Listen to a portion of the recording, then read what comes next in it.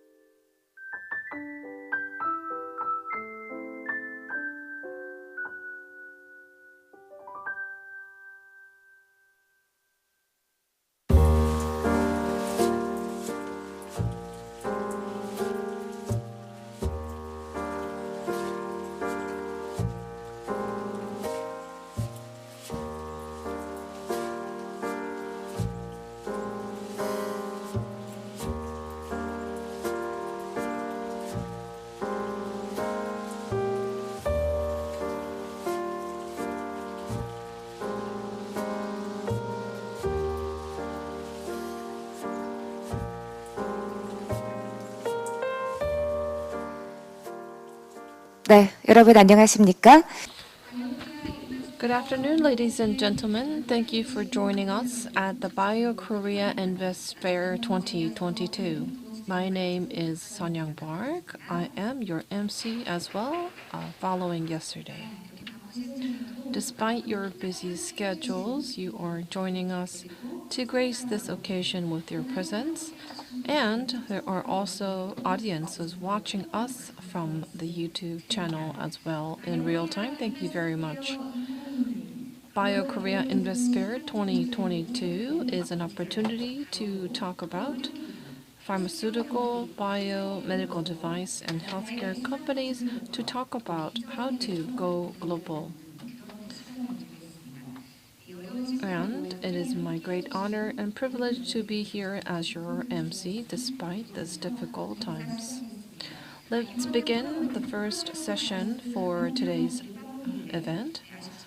And I would also like to inform you that we were not able to invite all the audience due to the COVID-19 pandemic, but this event is being aired online on the official website of ours, and host organizers and partner companies are joining us, and we're following the social distancing guidelines laid out by the Korean government.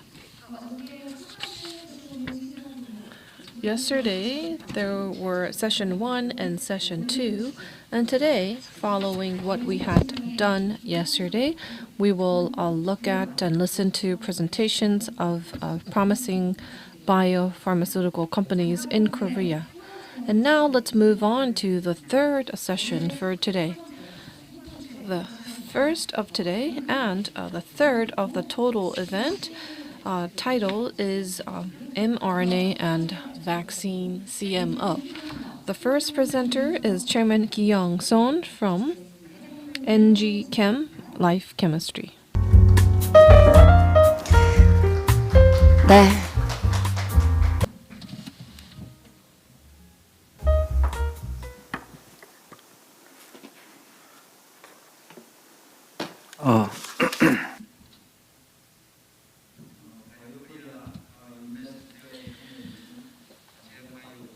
Thank you for all the pharmaceutical and technology and investment-related people who are attending today's event. I am CEO Song Gi-young of NZChem Life Sciences. We're living in an era, COVID-19 pandemic era, and we're facing a great shift. And it gave us a chance to think about where we should go. And we experienced a public health system, and we're at the center of fighting the pandemic, and we learned the true power of science. Over the past 20 years, I learned that innovative vaccine can help people make breakthrough.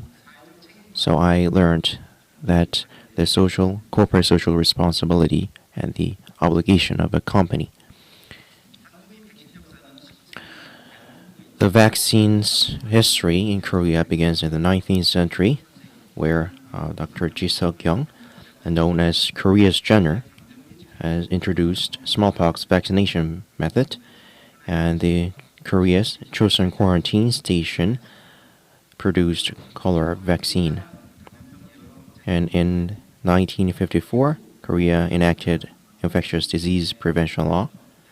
And in the past, we have been depending on importing vaccines, and we began vaccination and inoculation, and later hantavirus and hepatitis B and influenza B, among other vaccines. We began developing vaccines, and we eradicated the smallpox. So we achieved a great achievement.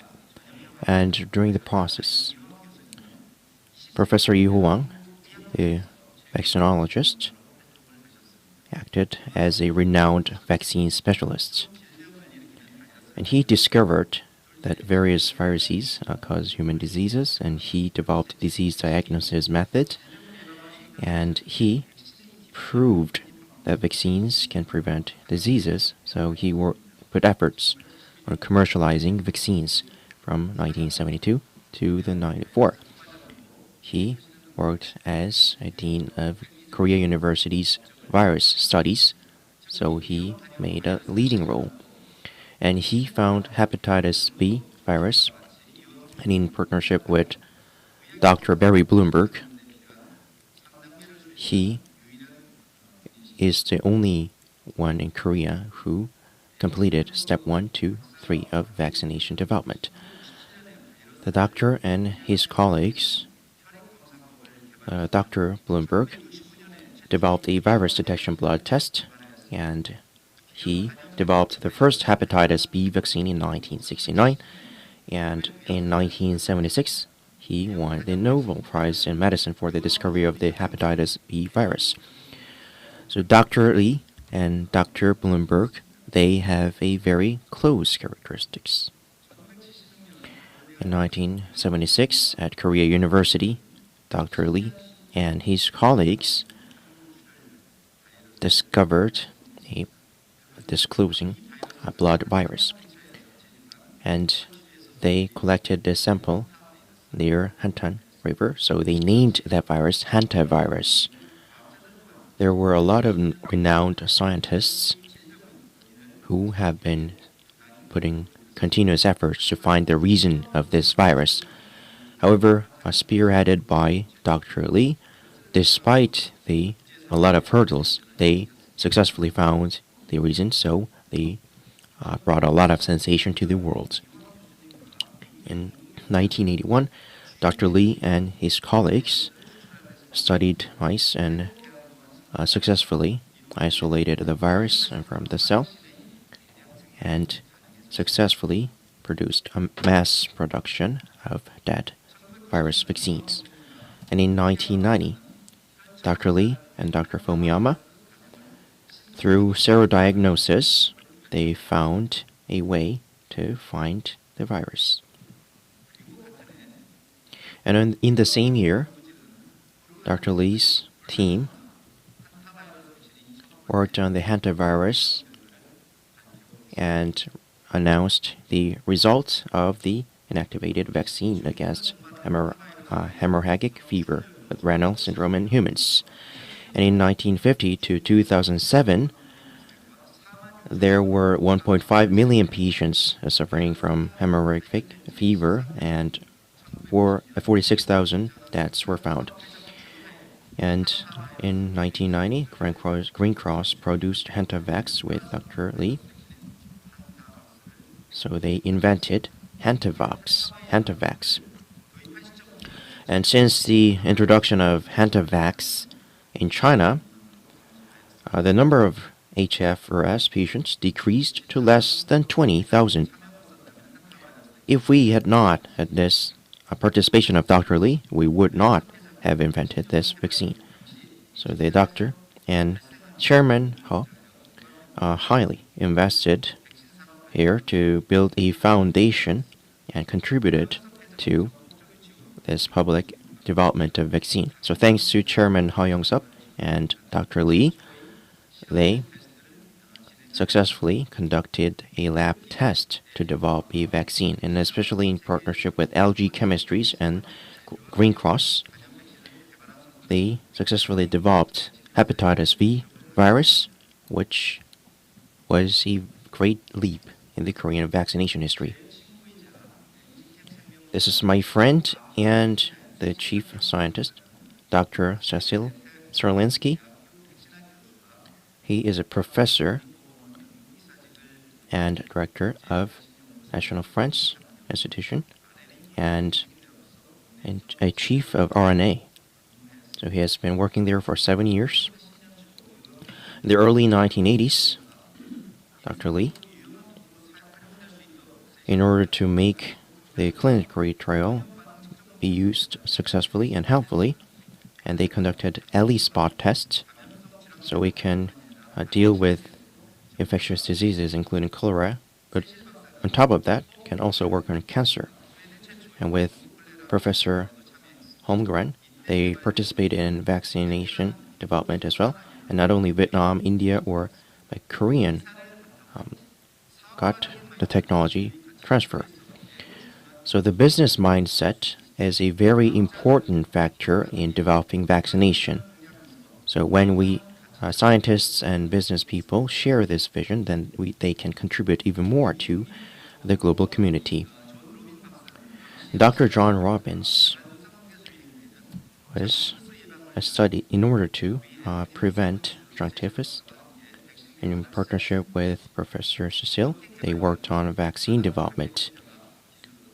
And the polysaccharide protein conjugate vaccine technology development went to further development, and thank the International Vaccine Institute transferred technology to India's company, and they got licensing. And the first Haemophilus influenza type B conjugate vaccine was developed to prevent bacterial meningitis, and it decreased hip incidence and mortality in infants by 95 to 99%, and it's used in 190 countries and saved about 7 million lives worldwide.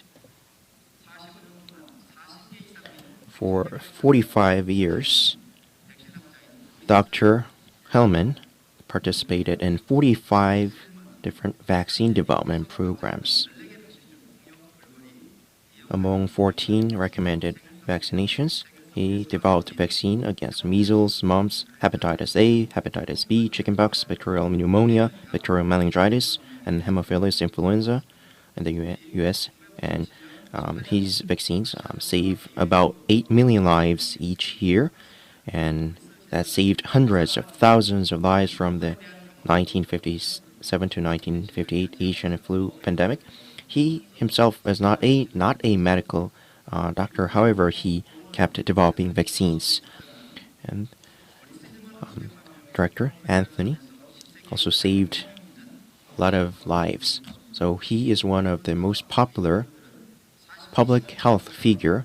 So Dr. Morris and Dr. Hellman developed 8 vaccines out of 14. So there is nobody who is more influential in the vaccine field in terms of developing vaccines. So scientists' vision can save millions of lives of people and cut down a lot of expenses. So the social contribution is so meaningful. And vaccine development is not an easy way. So it's a very complex path, very risky, and it takes 15 years. It needs collaboration between both the public and private, and various experts have to participate in this. Step 1 is exploratory research, which takes about 5 years, and the second step is that antibody killing bacterial. We have to prevent that, so we conduct a lab test, and also scientists have to formulate antigen, and they have to work on living bacteria or protein molecules, information having RNA or dsRNA. So the second step is non-clinical test, which takes about 2 years. For animals, the potential responses and immunogenicity, among others, are tested. And step 3 is clinical trial, phase 1, phase 2, and phase 3. Minimum 4 years to maximum 9 years. When it comes to the clinical trials, each step takes about 2 years, and you study human bodies and see if there's any side effects, etc. And if phase 1 is positive, then you move on to phase 2, and you also take a control group of risky groups, so you have more participants, some hundreds of tests, and you randomly allocate the testees. Then the next step takes dozens of thousands of people and about 5 years, and the test groups will be allocated randomly, and the vaccine's efficacy and the population, among others, are considered to see the safety. Since the population is huge, it's easy to find side effects. Step 4 is product permission. With the permission, you see if the vaccines are produced in a standard way and if they can store safety even after the clinical trial. Until people get vaccinated, there needs another year to make those stages safe. And the last stage is pharmacovigilance. So there might be some side effects that were not found during the clinical trials, so we keep monitoring them. And also, we monitor the vaccine production lines. In 1921, we began working on tuberculosis vaccine, and we have been keep working on developing various vaccines. And smallpox disappeared thanks to it, and we declared a worldwide eradication of smallpox. And in 2000, the vaccine Prevena to prevent invasive pneumococcal infection was developed, and it proved profitability of vaccine development. And in 2006, they approved human pilomavirus vaccine for teenagers, and rotavirus for infants, and herpes zoster for the elderly. And in 2010, first vaccine for the treatment of prostate cancer. And in 2013, approval of meningococcal vaccine developed with reverse vaccinology. In 2018, approval of the typhoid conjugate vaccine. And in 2020, approval of a COVID-19 vaccine utilizing new production technology in a short period of time after the release of the SARS-CoV-2 gene sequence. So we found that vaccines are really efficient in fighting off diseases. The WHO declared the COVID-19 a pandemic back in October 2020. They successfully came up with 12 vaccines and got emergency use listing. The background of rapid development of COVID-19 is that even before the COVID pandemic, there was SARS, MERS, among other diseases. There were accumulated research know-hows. And also, the consecutive vaccine development procedures in the past, it was almost impossible to cut down the time of developing vaccines. So thanks to clinical trials and manufacturing and infrastructure, simultaneously working on them made it possible, and the public's wide attention on vaccination helped as well. And thanks to the new vaccines, we were able to develop a vaccine rapidly, and the WHO approved emergency use and emergency use listing, so various actors could develop vaccines fastly. And DNA and mRNA-based vaccines were started in the early 1990s. However, they were not used until the COVID-19 pandemic. DNA and mRNA vaccines can be manufactured quickly due to the simple design and production process. And nucleic acid vaccines are considered the most innovative preventive tools in modern medicine. Pfizer and BioNTech and Moderna's vaccines are very effective, like 2 doses in 3 to 4 weeks are needed. And because mRNA is very unstable, lipid nanoparticle technology is required, and it requires special storage and transport facilities at low or cryogenic temperatures. Over the 25 years, many companies tried to come up with vaccines, but they failed. However, recently, Plasmid successfully came up. A ZyCoV-D vaccine was proven to be effective. And the world's first DNA vaccine, a large-scale placebo-controlled multi-center phase 3 clinical trial was done in India. and Pfizer and BioNTech and Moderna, they showed less than 40% efficacy. And when it comes to DNA vaccines, they're extremely stable at 25 degrees Celsius and tropical temperatures. And the expiry date is relatively longer. And if you use topical skin administration using needless air injection device, and it can prevent side effects such as pain and swelling at the injection site. And the conventional vaccines, the efficacy is less than 5 months. However, the DNA is relatively longer, and even low-income countries can't do mass production, so they can benefit from them.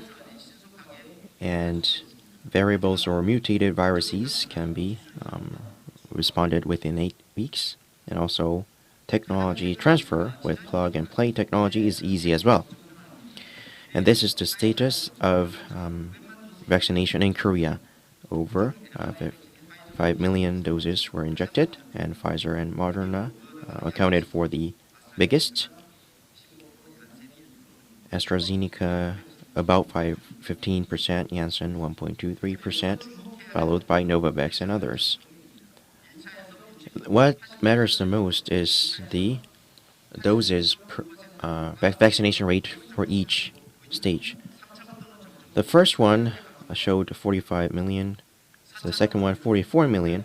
However, the third vaccination decreased to 33 million, and the fourth nosedived. So why does this vaccination rate decreasing? That is because people are worried about getting vaccinated. We studied from 2021 to 2022, and there were abnormal responses, and we showed that major abnormal responses accounting for over 18,000, and there were acute cardiac death or ischemic heart disease, stroke, pneumonia, blood poisoning, among others. So because of those side effects, citizens are worried, so they're choosing not to get vaccinated. Another reason is that they do not have trust. They don't trust the efficacy of vaccines. Even if they get vaccinated, there are still people who contracted the virus. There were breakthrough infection, and because of the short period of immunity, people have to repeatedly administer the vaccine. So, and we never know how many times you have to get vaccinated. So people say, if I'm going to contract the virus anyway, then I'm not going to get vaccinated. And because of the trust issue and their worries, the vaccination rate is decreasing. However, the preemptive purchase of the vaccines is too much. So because of the short shelf life, a lot of vaccines are getting discarded. So far until May 2022, from 2021 February, about 3.1 million doses were discarded. But because of the pre-purchase contracts, we will have about 100 million more doses imported. So we are likely to discard even more vaccines. So that will be of loss for our finances, for the nation. And there are some tasks and challenges. First of all, we have to get rid of the public worries. So we have to relieve anxiety about vaccine side effects. And when it comes to RNA vaccine or immune boosting protein, you have to get a booster shot, but Korean citizens do not want to get booster shots nowadays, so demand is decreasing. So we need a long-term efficacy vaccines. And during the pandemic area, in order to there was a need to rapidly secure vaccines and distribute them. So the temperature is also important. And Pfizer and Moderna they do not want to transfer their technology. But in order to eradicate the COVID, every nation should be able to produce vaccines. As of April 2022, still 40% of the entire global population haven't been vaccinated. The COVID 19 vaccine supplied to Africa for 1 year is less than the amount given to the States and EU in 1 month. And we also have to prepare for another pandemic. A very renowned vaccinologist and immunologist, Dr. Gustav Nosel, once said, "Vaccines do not save lives. Vaccination saves lives." Over the past, we have been working on vaccine development, and under the motto of coming up with innovation. So based on our innovative technology development, we have been putting efforts to be one of the top vaccine companies in Korea, and we have been working on global vaccination development, and we also have been participating in the COVID-19 vaccine project in Korea. There's Zydus in India, which is one of the top five pharmaceutical company in India, and there are 35 factories with 25,000 employees, and with $155 million of R&D research investment. And based on the strategic partnership, the Anzicum Life Sciences and Zydus in India signed an MOU for ZyCoV-D vaccine, which is a DNA vaccine, and we signed a contract for licensing and technology transfer. And this is the status of ZyCoV-D clinical trial and licensing. They conducted a test of 2 milligrams and 1 milligram test, followed by 3 milligram test, and we found that it showed a very high efficacy even to those ZyCoV patients, and it showed 100% safety according to the clinical trial. And it came out that it's highly effective to teenagers. So based on that, so in 2018 and 2021, we got an EUA from the Indian FDA. The ZyCoV-D, according to the clinical studies on 30,000 people, there was very low particle side effects, and there was 0 reported side effects. And the induced T cell, the antigen, lasts long, and the immunity lasts for up to 251 days, and to 2 degrees Celsius or 5 degrees Celsius, it's safe for 9 months. And even in 37 degrees Celsius, it's safe for 15 days. So even in high temperature countries, it's safe to deliver and store them. So it's highly cost effective, and needless injection can be done from high pressure technology, so it is highly efficacy, and we use plug in and play technology so that it can quickly respond to other variants, and our nanotechnology is not needed here, so we can produce it massively and rapidly. So ZyCoV is safe and efficient, and it's very convenient to use and easy to manufacture, and it can adapt to other variants. So global pharmaceutical companies, within just 1 or 2 years, the reason why they could come up with vaccines is that the fast approval. They supported 20 trillion Korean won, and also the UK supported 1 trillion won. And beginning from AstraZeneca, Pfizer, Moderna, among other global pharmaceutical companies, were able to come up with vaccines. And Anzicum Life Sciences already passed vaccines, and we got technology transfer And not only in Korea, but other nations, 8 nations in Korea, we have licensing overseas. And from the Korean consortium, we have also built our links in capacity. And thanks to that, we will leap to a vaccine company in Korea, but also overseas as well. In order to complete our big goal, we are in a dire need to get government support. The Korean government should make a pre-purchase, and also we need financial support for our innovation, and diplomatic channel of the Korean government is also needed to for us to make an overseas network.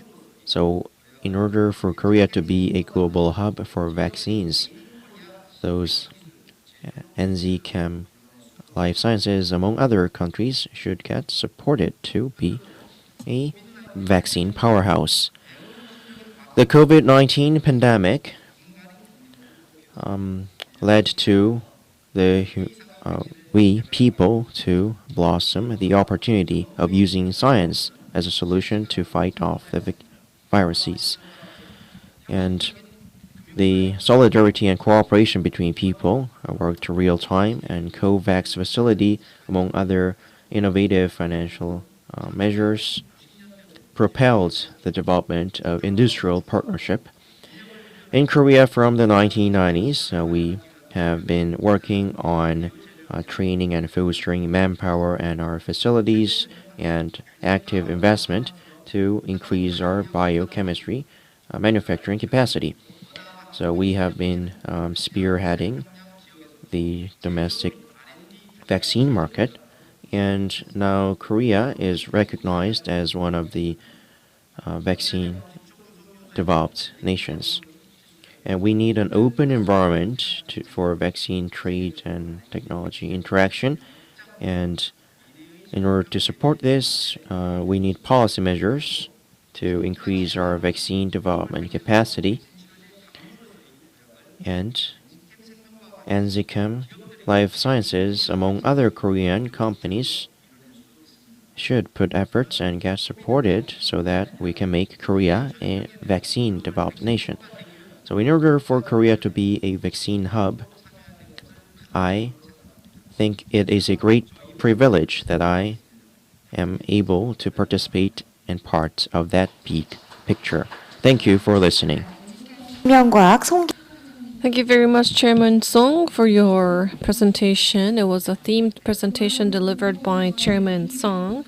And in order to overcome challenges from the healthcare industry, what do companies need to do? What does the government need to do? That was the main focus of his words. And now let's move on to a company presentation. First, we're going to invite CTO Jo Yang-jae from iJane. Ladies and gentlemen, let's welcome him with a big round of applause.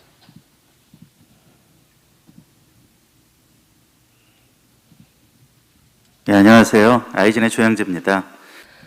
Hello, my name is Yang-jae Cho. It is my great honor to be here to have an opportunity to introduce my company to the audience. Today, I'm going to talk about the mRNA platform. Our company was established in 2000. Went public in 2015. We have been growing steadily. Myself and co-founder Won-il Yu used to work together at Cheil Jedang's R&D Center, and I joined the vaccine team since 1992 and have been working since then for the vaccine development. As you can see, for the last 20 years, there were many clinical trials that were conducted by ourselves. There were licensing out strategies and programs. We focus on research and development rather than processing itself. So what we are doing at the moment in our R&D portfolio is, I would say, largely two different things. One is on COVID vaccination. We're carrying out clinical trials in Korea and Southeast Asia. South Africa, we're trying to launch the clinical trial, but not yet. And in Australia, we're testing boosting, and in South Africa, we're preparing an Omicron vaccination research project. And also for ophthalmologic treatments and medicine, we're working very hard. And in Australia, we have now completed from the first stage of clinical trial for human papillomavirus, and I think we're waiting for a great result. And now I would like to move on to mRNA platform. Many of people are talking about the development or prospect of mRNA, and I would say mRNA vaccine type 1 in the battle for the COVID-19 pandemic, but there are many different advantages of mRNA vaccine. It has excellent safety, and it's a system where we can develop and make vaccine in such a short span of time. And also, this is a facility of Moderna that I put over here on the slide. I would say the biggest strength it has is that even like 2 years ago, there was no commercialization facilities for mRNA vaccination. Think about it. So there was no such a thing in the world, but all of a sudden, we are now trying to build mRNA vaccination. What do you think it would take usually for conventional vaccines? But for mRNA, all you need is 3 different facilities, and for one batch, you only need 5 days. The facility you need is just the cell culture and membrane filter system, which is called ultra filtration, and IVT. That's it. Per liter, you can make 40,000 doses every 5 days. So compared to the regular vaccine facilities, which would need 100 or more acres, you can see that you only need a few square meters of space to create 50,000 doses. So I think for Samsung, creating mRNA, you don't need that much space. What you need is actually I would say vialing. So just filling whatever that's created into a vial. That's what had to be done, and that took up most amount of space. So I feel like this mRNA technology itself is going to totally change the vaccine industry and the game. What we have is different from Moderna. We are using liposome system, and we use a multi-amylase structure. So you can see that LMP patent issues were able to be avoided because of this technology. And for RNA, we don't have a particularly different RNA compared to Pfizer or Moderna, but CureVac's patents has already expired. That because it started in 2000s, and BioNTech's when he was in UPenn, the patent that he registered back then, the study was published in 2005 and the patent was registered in 2007. So the original patents for mRNA is about to expire anyways. So if we have to compare Moderna's and our solutions, I would say the biggest characteristics of our solution is that polyethylene glycol is not used for our solution.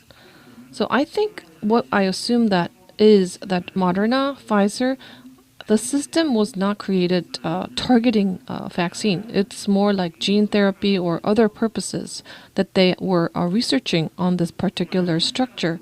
So the application time was longer. They were focusing more on safety so that it could be delivered to all tissues of human bodies. Whereas if you only look at vaccine purpose or use, you don't need to specifically think of heart or liver or lungs. All you need to focus is make sure that it's reflected in the muscle tissue itself where you inject, that's safer and better and more efficient. So sometimes anaphylaxia shock could be induced by the use of PEG, and we decided to not include this particular matter to our solution. And also, I would say the weakest point that Moderna has is preservation, because you have to freeze it, totally freeze it, and also have to deliver it in that specific status. But our solution solved the problem. So let's say Moderna has to be stored in a negative 20 to negative 70 degrees Celsius environment. For us, it could be stored in 2 to 8 degrees Celsius environment. And you can store it for 1 or 2 years. That's the shelf life. And we are keeping our solution at 4 degrees Celsius, but because it's powder type, I don't really think, even if it's in room temperature, that's going to cause that much difference when it comes to safety. And we are now carrying out many different tests using mRNA, but I would say the biggest data is still coming from COVID-related areas. You can see that significantly high number and amount of antibodies have been created over here. And for studies for mice, even if you put a significant dose where you could kill the mouse itself by injecting our dose, you can see that the morbidity and mortality rate have dropped significantly, and cross-reactivity is also being witnessed in our testing process as well. So as I shared earlier, even if you keep your solution at 4 degrees Celsius environment, the efficacy doesn't drop, and you can keep it for as up to 24 months. Moderna, Pfizer, you can only keep it for 6 months, so that's why you have to throw them away when it's not used. So I would say that this is a benefit or solution that we provided to the short shelf life of Moderna and Pfizer products. And of course, even though this is not favorable, let's say we would have to inject these vaccines every 2 times a year or 3 times a year. We have to think about side effects. What kind of side effects we're going to face? And let's say viral protein is going to impact your liver, lungs, or heart. Let's say you have remaining antibodies and viral protein is expressed in our organs, then we can't really say that that is not going to attack our organs at all. And if you repetitively use this dose, maybe you might not die, but there will be a significant pain that you have to go through every time injection occurs. So I believe that if you look at the very right end of the side, over here on my slide, if you look at the back over here, you can see that this is being exposed in lungs, whereas if you look at our injection, there's no expression other than the injection site itself. And if you look at major organs, it's not impacting other major organs. Vaccine proteins are not found on those other organs. So in terms of mechanisms, we're much safer, and for human bodies, we've only injected 50 doses so far. But even among humans, besides the injection spot itself, there's no systematic side effects or impacts that were reported. And even among animal testing, Moderna, Pfizer, liver or other organ side effects were recorded. Of course, it wasn't so severe, but there were some reports that the vaccine is impacting some organs. So I think in the mid or long term perspective, we have an advantage of safety and also easier shelf life for sure. So as I shared earlier, in Korea, there are ongoing clinical trials. And as you know, domestic clinical trials are very tricky because it's really hard to find someone who hasn't been exposed to inoculation yet. We have to find them who haven't got any injection and carry out clinical trials. And for South Africa or Australia, because we are doing boosting testing, it would be much easier and quicker for us to get some results. And we are going to also embark on testing for Omicron vaccination itself, because that's the place where Delta became Omicron. And many vaccine researchers or scholars say that just walk to a certain line and then that's going to be your territory. That's what's happening in the vaccine world. So in 2017, 2018, all the patents were almost zero, whereas after 2019, after COVID-19 pandemic started, all these patents are now being applied and registered. There's high competition, fierce competition, and I think many other treatment mRNA systems are going to be adopted, not just in vaccine itself. So we are going to be joining the movement as well, and we have been securing some patents too. So let me give you an example. The most common area or field, I think what Moderna and BioNTech did was cancer treatment, and with the partnership with other enterprises, we are studying cancer treatments as well. We are trying to transition mRNA from the existing technology to mRNA to get additional patents. And in addition, what we are focusing on with vaccine is tuberculosis. In Korea, tuberculosis patients, the number is probably one of the highest among OECD countries, even though this is not something that's preferable. And in other countries, foreign countries, they tend to experience tuberculosis in a small group or minorities or the vulnerable. Whereas in Korea, if you look at the patients of tuberculosis, there are many female teenage students who get tuberculosis as well. And if that happens, you could actually see a whole family getting infected and die at the same time. So what's problematic is that you get BCG when you are young, and then once you become a teenager, you lose all the shield and the protection layer. So instead of using the conventional protein-based vaccination, we are now trying to transition to mRNA-based tuberculosis vaccine. And moving on to influenza, currently there's no influenza vaccine. So we have been just using whole viruses to give a vaccination shot, but we are getting some support and advice from professors so that we can create an influenza mRNA vaccination.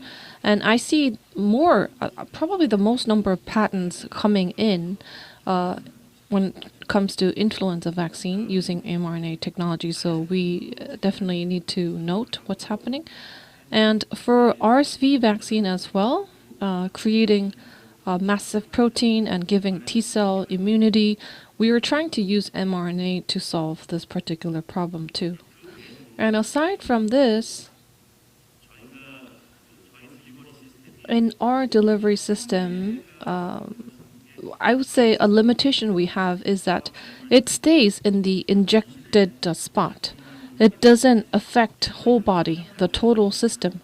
So it could be interpreted as a weakness, but it could also be seen as a strength. Let's say you would like to impact a specific types of diseases, for example, for eyes or for ligands or joints, then it's better because it doesn't spread and it doesn't go to other systems. So orthopedics or osteoarthritis or all the other regenerative studies are going to be jointly carried out with our solution and their current research accumulation as well. And because we are specialized in ophthalmology, we're going to try many different research projects so that they can develop further.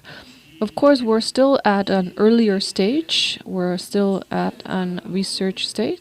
It's difficult to inject to the spine directly from mouse, but as you can see, mouse's spine and the tail are all connected. And you can see that if you put an injection to the tail, it just stays there. It doesn't go anywhere, even if you inject it on the tail. So we are going to experiment with many solutions so that we can directly target joints to cure osteoarthritis. So our company is not so big. We have about 100 employees in total, 60, 70 researchers. We do not believe that everything is going to be done on our own. We will work with other partners, not just on our mRNA and other adjuvant protein systems and carrier systems. We do have those, but we don't believe that we're going to do everything from A to Z. Any partners, any enterprises can knock the door, and we are open to all types of collaboration and partnerships. And as a result, you can see that we have multiple partners. If you have a great idea, if you're interested in our protein adjuvant system or mRNA system, please feel free to contact us and develop any project with us. Thank you very much. Thank you for your presentation. That was the first company presentation, and we would like to move on to the second presentation. The first presentation was on mRNA platform and vaccine CMO. It was a brief introduction of a company, and we would like to move on to Biologics CEO Baek Young-ok. Please invite him with a big round of applause.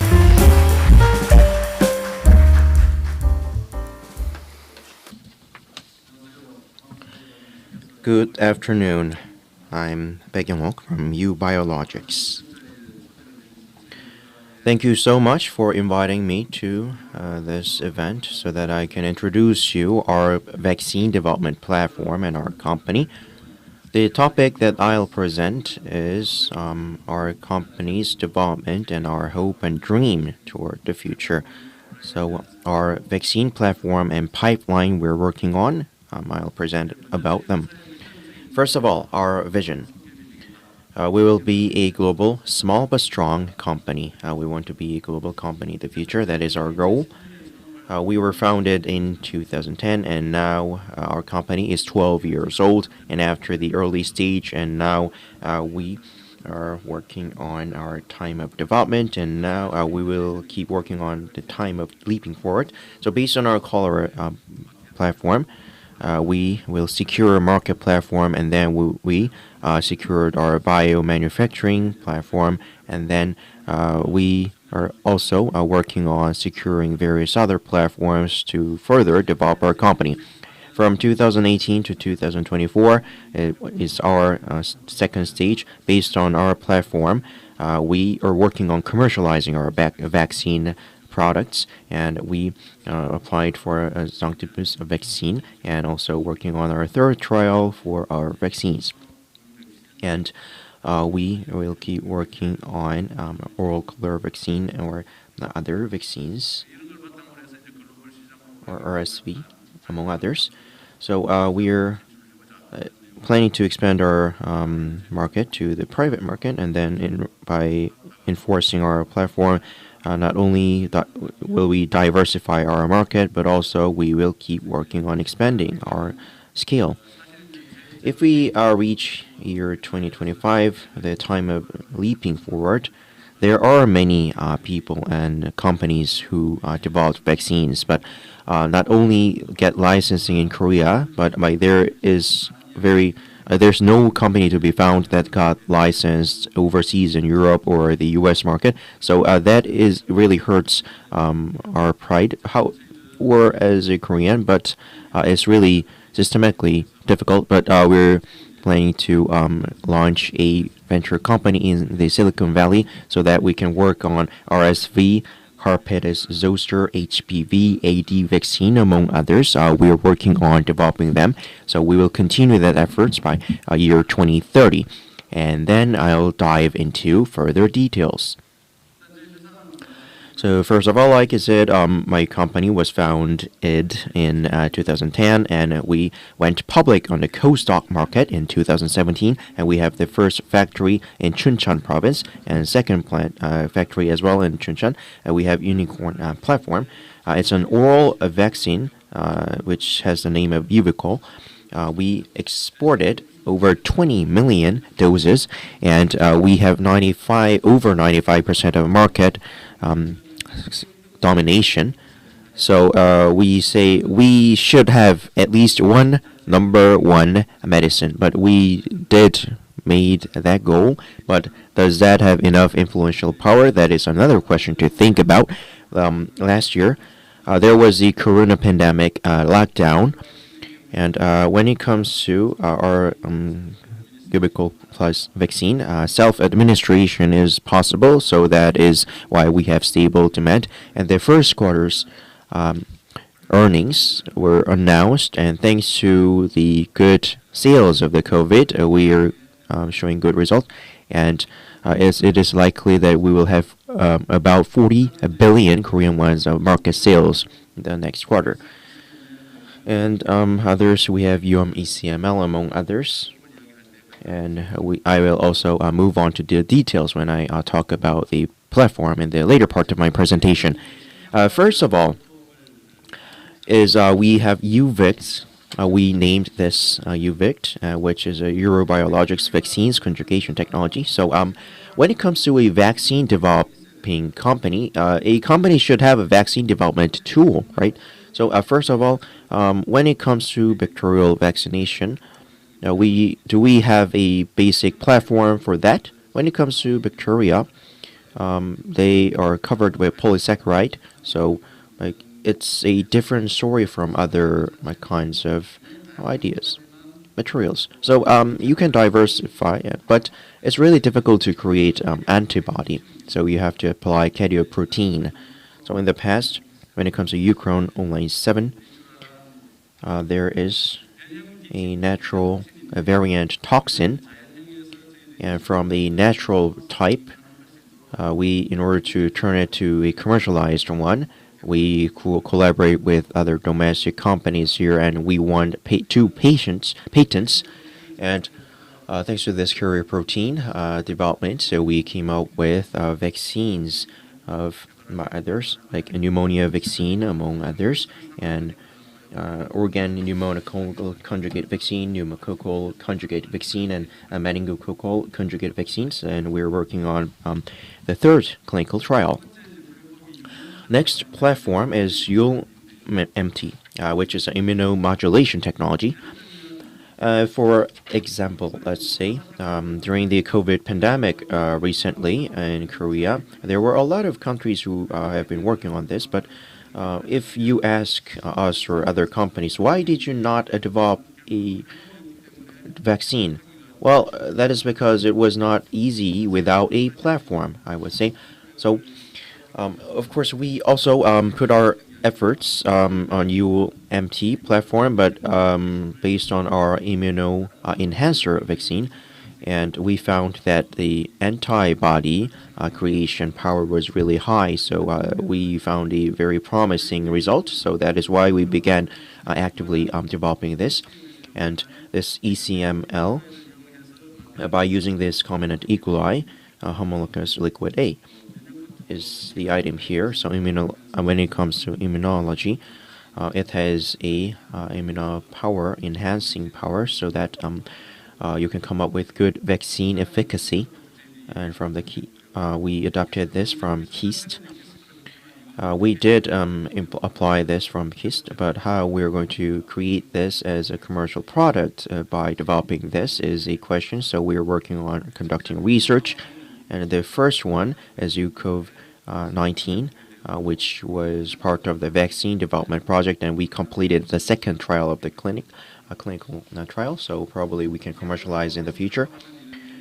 And this immune system enhancer, when it comes to a company who has this, the GSK company has it, and the Immune Design, a non-profit organization has another, and next we also have this technology. So based on this technology, we can work on creating various immunoenhancer. So immuno 01, 02, 03, 04, among others, GSAS01B is highly efficient.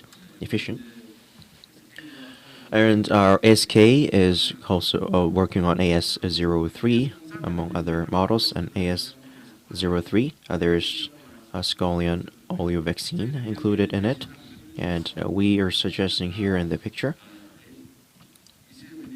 these all include ECLMA, rifosome type, among others. So you can create various types,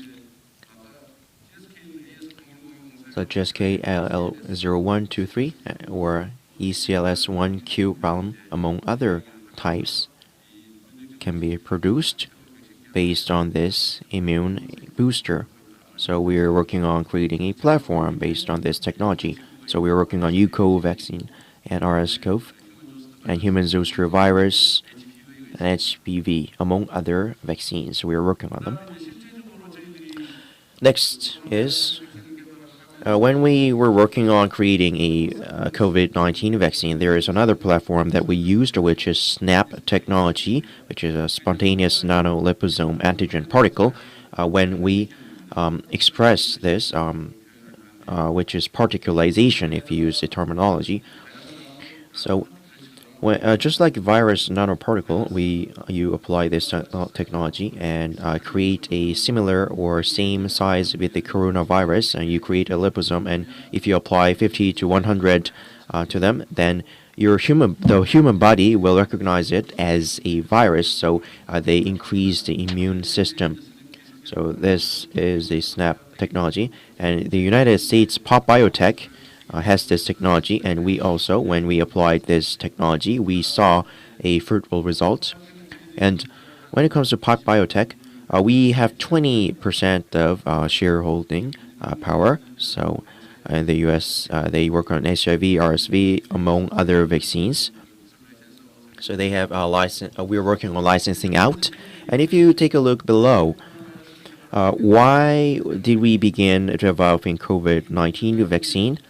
You can see here. When we extract the protein antigen from here, and when we applied oil, among others, and we eventually found the most effective results here, so that we are working on this.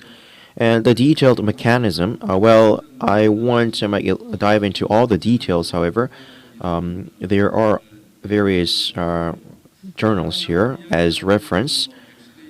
So, and various vaccine-related, like booster vaccines or immunovaccines or multi-vaccines or among others, when you talk about them, this is going to be a very effective platform, multi-based particle. So based on the platforms, recently we worked on this bacterial conjugate vaccine, like I said earlier. And when it comes to premium virus vaccine, in partnership with POP, and we created a UPOP Life Sciences. So we work on respiratory syncytial cells vaccines or herpes dysentery vaccines, among others. So UPOP Life Sciences have this right, so they will begin clinical trial in the United States. But when it comes to Alzheimer vaccine, it might sound off compared to others. But if you take a look, based on this antibody technology are we going to deal this? Well, there is one approved licensing based on just one antibody. If you would work on beta amyloid material or others, well, it might be realistically difficult. But if you work on this vaccine, so we are in partnership with other entities. So we will continue this year or next year, or we have a plan to continue conducting development on this. But well, so far there is no actually no in fact global company who is successfully working on developing Alzheimer vaccine. But in the end, we are planning to work on it eventually. And many people would be curious about Biokorea 19 vaccine. Like I said, the development platform is similar. You use R&D antigen adoption liposome-based vaccine, and they contain immune boosters. And when you use this protein system, then you need scaffold protein.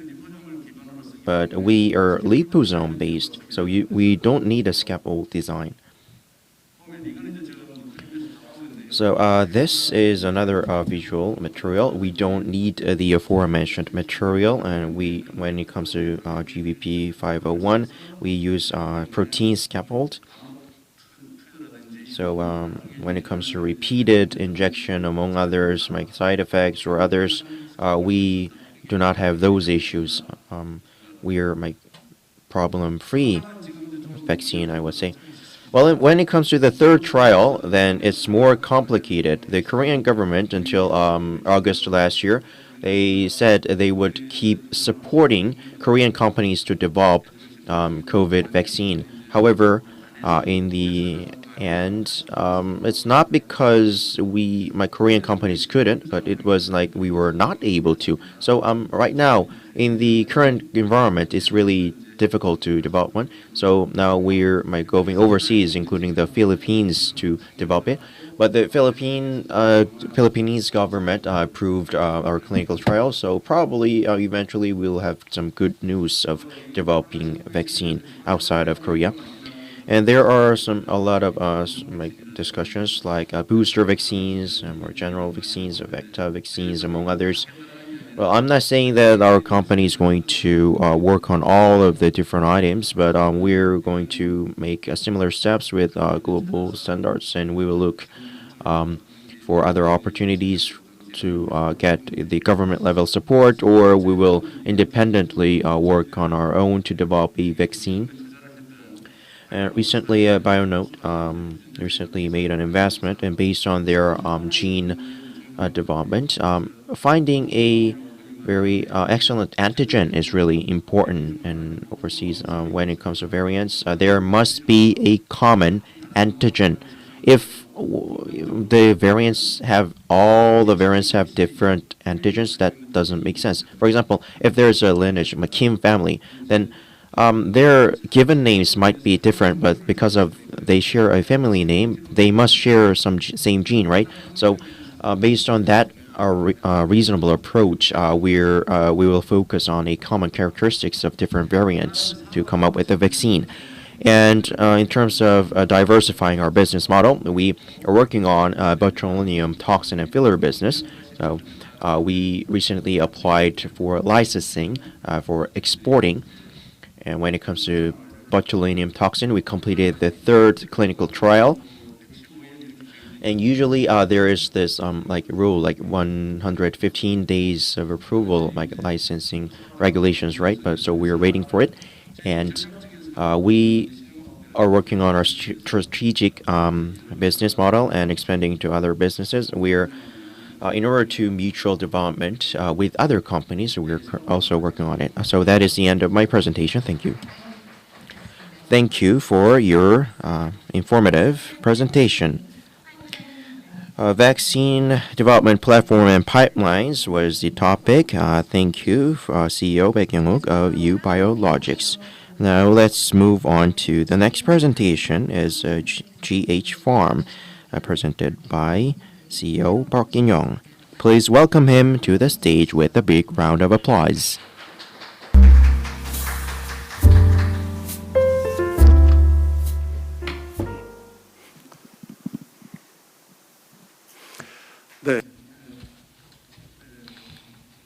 everyone. Thank you for your invitation to the Biokorea Invest Fair. I would like to introduce our main and core solutions. My name is Park Gil-hong. I am the CEO and the representative of the company. As you know, there is no cure for dementia. Among all types of dementia, Alzheimer's disease is very serious when it comes to symptoms, and as a result, many are quite concerned about this type of dementia. This is because of a complicated nature of Alzheimer's diseases. This is a CAMP response element and binding protein, and we are focusing on this CREB elements, how to restore them, how to rehabilitate them. And we also have to think about amyloid beta protein deposits, as well as acetylcholine, which is a neural transmission agent. And currently, during clinical trials, the dementia cure is focusing on temporary and short-term improvements of symptoms. That means that you are simply just improving the dose of amyloid and acetylcholine signs, because so as a result, if you take this medicine, then for a few months or a year you will get better, but that's short-lived. The impact doesn't last for a long time. So what you have to do is that the already damaged neurons or neural features cannot be restored. So at clinical trial number 4, the fourth stage, if you cannot fundamentally change and improve neural transmission or system, then the clinical trial is going to fail. So what we are doing here is to delay the onset of dementia, and what we are trying to do is delayed and modifying dementia symptoms and slowing therapeutics. So we are focusing on a P-tyrosine PKA activator, and it is a protein clinical cure that improves the protein itself, and we're using P-tyrosine dementia prevention. Among dementia, there are many different types of dementia, as I mentioned, and it is related to neural expansion, neural dualization, and usually cyclonic AMP starts the process. And then PKA will be activated, and then it'll activate CRAB, and then BDNF, TRK, AHN, and ETC are going to be impacted. And then as a result, neurons are going to grow and grow in number. It'll split and survive, and it'll also help learning and long-term memory as well. And it also controls the rhythm of sleep, as well as preventing the addiction of a drug or alcohol. But PDE is a enzyme that demolishes CAMP, and currently in global phase 2, 3 clinical trials for novel AD therapeutics are going on. So we would indirectly activate PKA by using P-tyrosine, and that is why we are going through the clinical trials, but we haven't get approvals from the US FDA yet. So all the PDE, which is an indirect methodology, hasn't been able to be launched because of its difficulty, but I would say the direct restoration caused by the use of P-tyrosine is going to show a stronger impact, we believe. And there are many different Peterson types. It starts from A to Z, and as a CRAB controller, we believe in using 1 micromole, and for Peterson AC we use 10 times of those, and it would activate P Krebs according to the dose and the increase of Peterson levels. But what is important here is that astrocyte Krebs, there's no impact to it. That means there's almost no side effects on other mechanisms. And next, I'm going to talk about whole life cycle activation. As you can see, for neural cells, we give 1 micromole of Peterson derivatives, and then we would give 10 micromoles of AMX, and you can see that pKa, you see this pKa, that is a fermented process, and pKa, pKreb, pTrk, you can see that the AMX control group is showing the similar level of the Peterson derivative level. So this is the structure of Peterson. There is Peterson C and D on the bottom, and there's OHK on the top. And Peterson with OH only will activate PKE as well. And you can see that Aricept donepezil is shown on the right side, and there is a ring over here in the structure, and Peterson has the ring structure as well. So that is why we decided to focus on Peterson for the similar structure compared to donepezil. And what is important is also Peterson does not impact any PDE activation. As a result, CAMP level is not impacted as well. But cyclic AMP is involved in many different physiological mechanisms. So if you move up the level of CAMP, it will cause different side effects. So it shows that we are free from causing side effects. And now I have to think about neurotransmission. You see the pKa structure. There are two different domains, A and B, and Peterson is connected to both A and B. That is what we saw. And there are 3 different methodologies. So if you look over here, there is a static connection, and in the middle there is quantum energetic connection, and then there is dynamic connection as well, which is the third one. And if you look at this one, which is a static combination, both C and D, Peterson CD are impacting cyclic AMP, and the strongest combination is witnessed compared to CAMP. So this is CV2. And for quantum energetic connection over here, you can see that it's much stronger connection than CAMP, and also dynamic energetic combination as well. If you look at the analysis, OHB is now showing the feature for improving Peterson and PKC as well. So now we have to look at whether this will actually activate neural transmission too. In general, it does not impact a general neurotransmission, but it's for long-term memory. I can say for sure that it impacted too. Usually memory is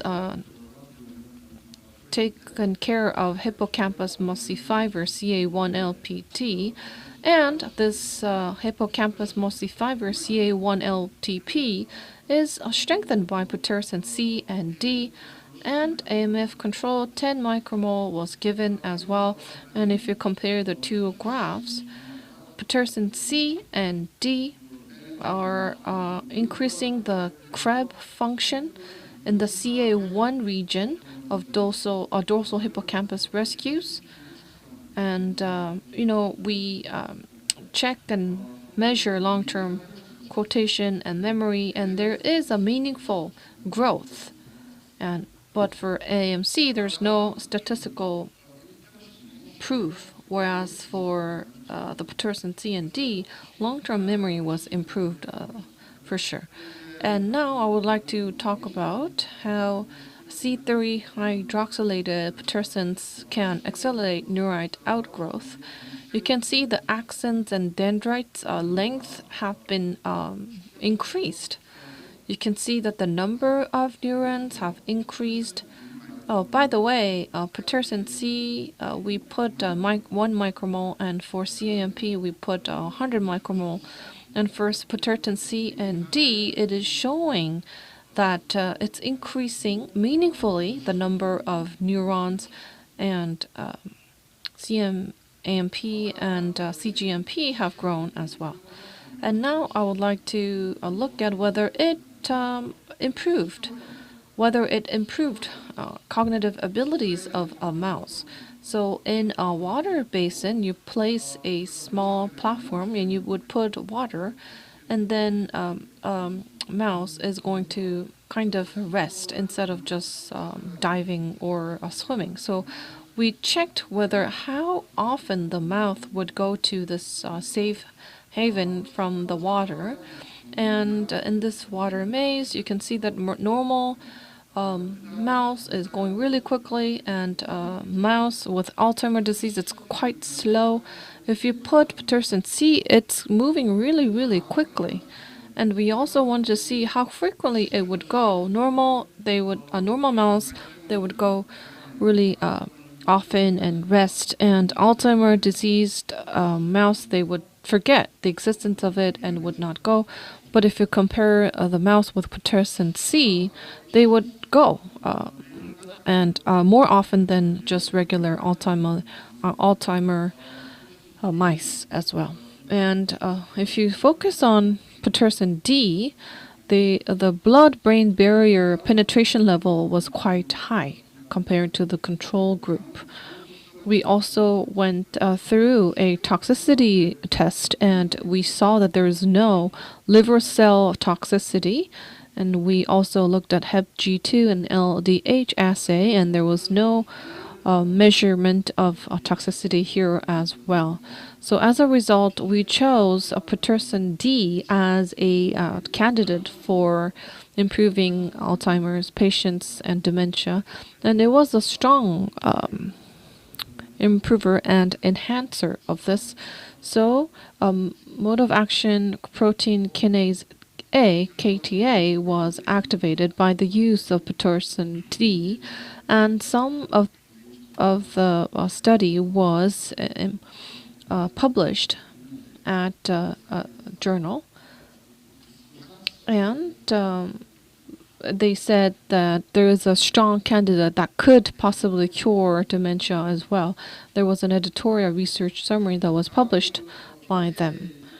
And I would like to move on to PKA activator, improving other neural diseases as well. If you look at the table, there is depression, alcohol addiction, insomnia, and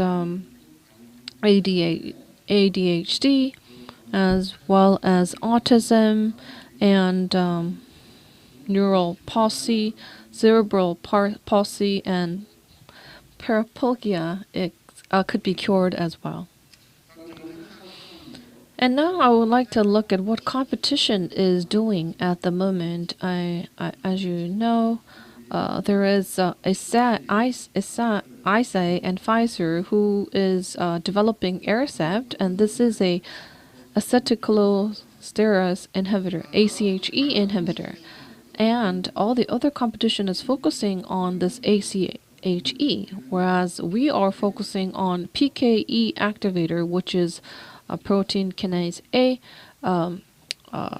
by using Peterson D, which is first or second line therapy across all dementia types and disease severities. And now we will look at what competition is doing when it comes to clinical studies. Biogen and Eisai's aducanumab is now going through a partial approval from FDA. For us, we are going to pursue clinical trials once the first and second clinical goes through. I think we will get expedited approval from FDA because there's no cure for dementia patients at the moment, and then we're thinking of going through IPO as well. So, besides dementia cures or treatments, we do have other pipelines. We have arthritis prevention mechanisms, and we're targeting low molecular methodology, and we are also studying on hair loss prevention, and there's also general antibiotics as well, because for our antibiotics, it's RNA polymer inhibitor, and this could also work against COVID-19 pandemic or virus. It does. The general multi-use antibiotics could kill COVID virus and make sure that antibodies are enhanced. And we checked this by putting a lot of investment onto this specific project and saw the efficacy. And now let me move on to global strategies. So we are going to export Miracle Morning, which is a cognitive capability improval, and we got an approval by US FDA. We are going to export this product to other countries. And for licensing out portability, I would say is that currently there's no fundamental cure for dementia, and at the same time, dementia patients, dementia cures would cost about $1 trillion to get an approval from the US FDA. So I believe that if our clinical trials go through and clinical phase 1 goes through successfully, licensing out would be better for by targeting global pharmaceutical companies so they can use our technology for production. And I believe that there will be a phase of a quantum jump from our company. We are located at the Korea University Medical Center. We are a VC affiliated research center as well. And we also are targeting many types of chronic and rare diseases. We own and registered a total of 18 different patents in Korea and outside of Korea.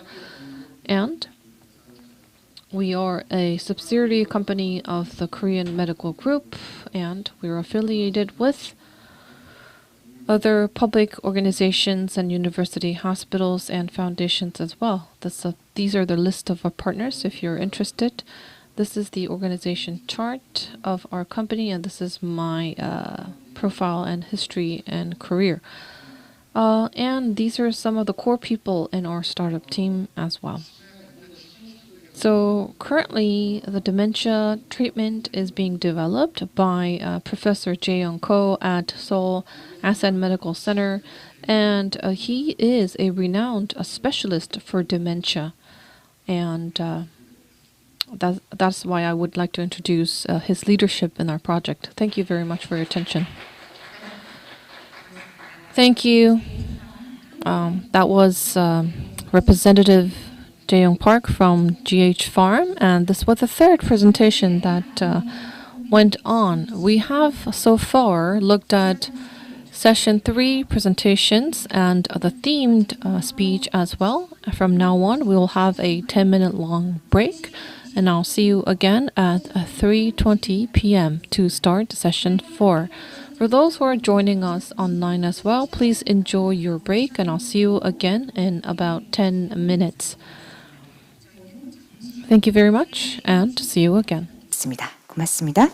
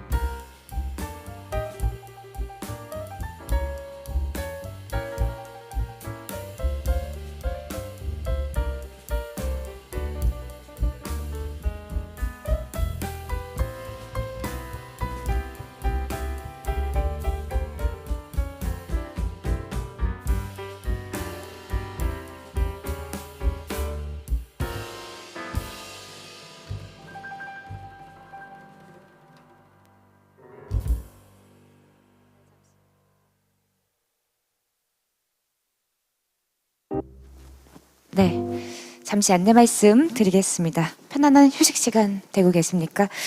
저희가 안내해드렸던 세션 4 So at 3:20, we said we would continue with session 4, but let me announce you once again that from 3:25 we'll begin the session.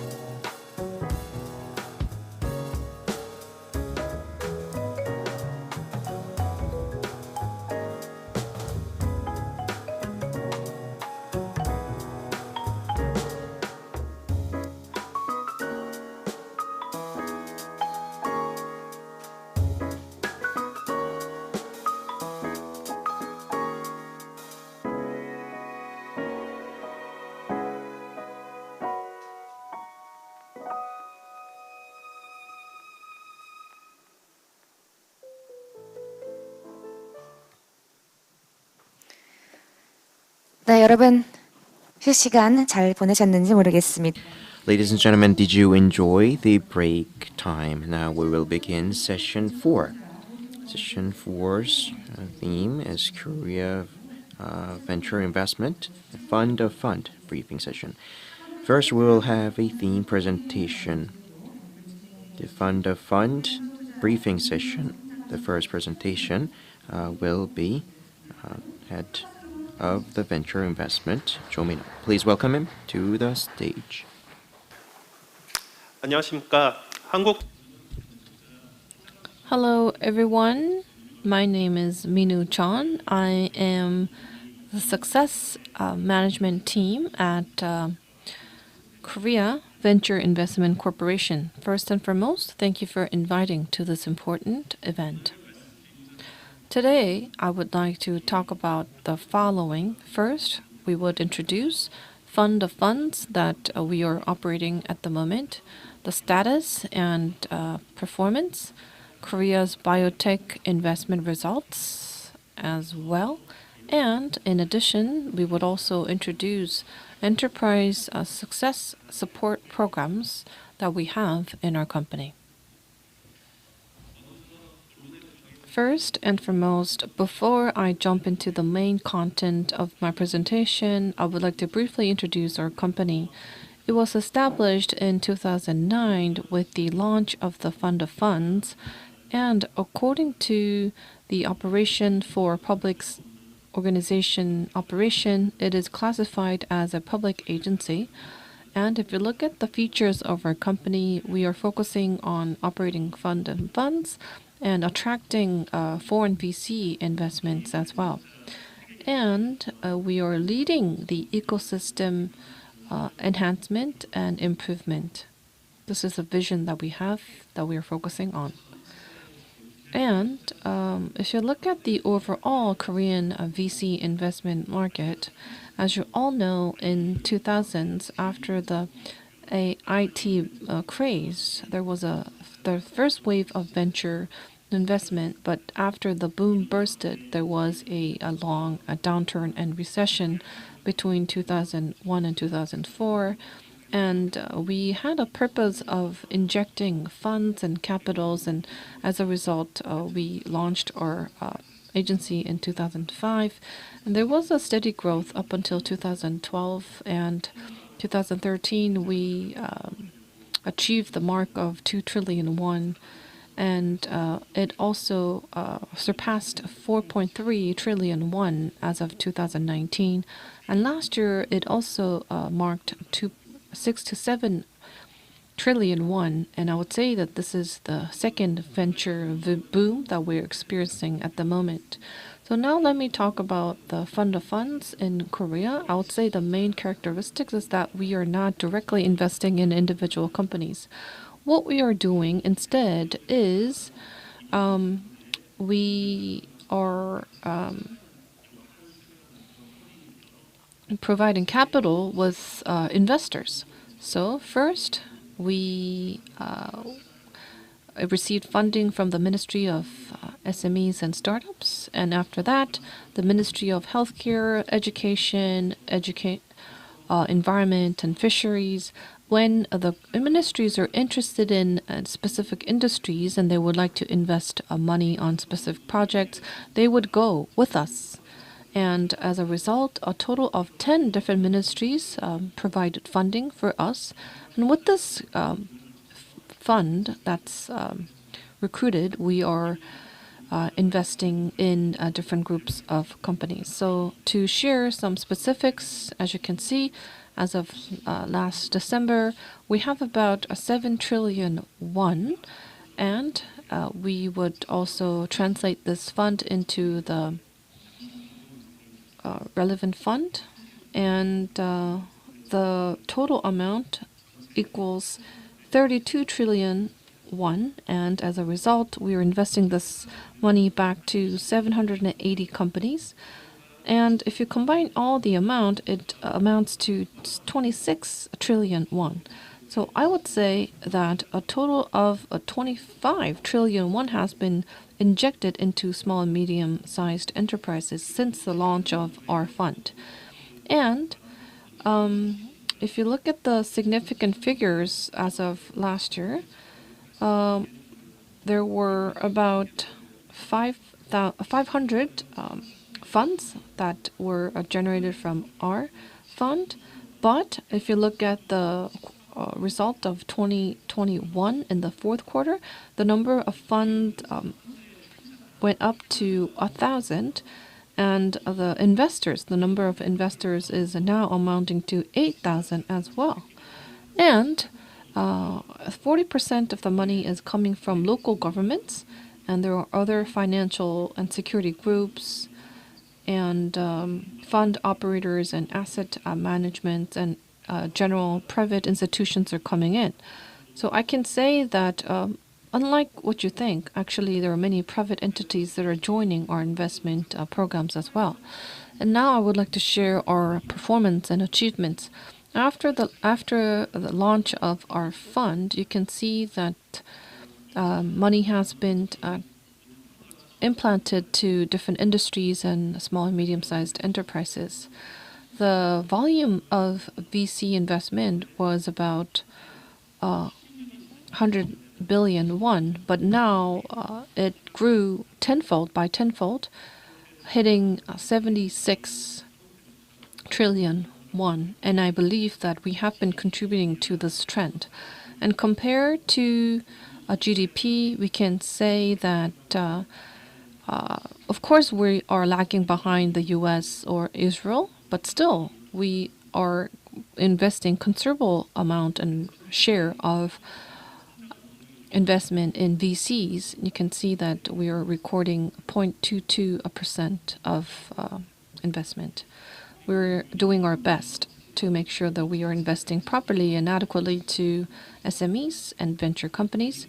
You can see that unicorn companies have been generated as well, and unicorn is a non-listed company with a market cap of 1 trillion won. And back in 2008, there were only 8 companies, but now it's recording 18. So Market Curly would be a great example for unicorn companies. We first gave them 500 million won, and between 2017 to 19, it attracted 23 billion Korean won. And after that, it received funding from a foreign capitalist, and I would say that the market cap grew to 2.5 trillion won. And you can see that even though it's not quite unicorn, which has market cap of 1 trillion won, there are many companies who have great potentials. You can see the number of companies with great potentials grew from 6 to 13, and now I think we have to focus on bio industry. If you look at the industry that these companies fall in, most number of the companies are belonging to the bio pharmaceutical industry. So I would say that Korean pharmaceutical or bio companies have great growth potential going forward. And in our fund, we are marking and playing an important role in the coal stock market as well. Now, 11 of them are venture companies, and you can see that many of them, 6 of them, have received funding from our fund.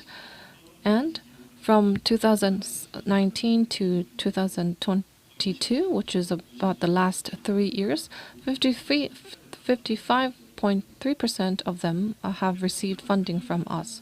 So newly listed companies on Kosdaq, the ones who have received our funding, I would say one great example would be Engine Bio. And this is a company that exported COVID testing kits to other countries. It successfully was listed on Kosdaq in 2020 as well. And I would also like to emphasize what kind of great quality our companies have that received our funding. You can look at survival rate of our companies. If you compare the ones who received our funding versus recipients, you can see that survival rates are 72% versus 32%. You might think that this is because of the investment itself, but that is not the case. Even the companies who have received funding from other companies or other capitalists or investors, you can see that what we have chosen are showing better performances. And related to SMEs, I think job creation is the most integral part. And when it comes to employment or job creation, compared to the last year of funding itself, 32.5% of employment have grown. And per company, 6.6 on average of people were recruited newly. And this means that every $1 billion spent, 3.9 new recruitment is happening.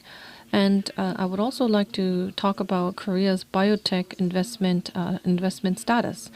If you look at statistics from 2020 and 2021, in the past there was only 2% of biopharmaceutical investment that was made, but you can see that in 2020, the most amount of investment was going to bio and patent and medical, and after COVID-19 pandemic came, contactless and telemedicine areas became popular and commercialized. It became a second in the ranking.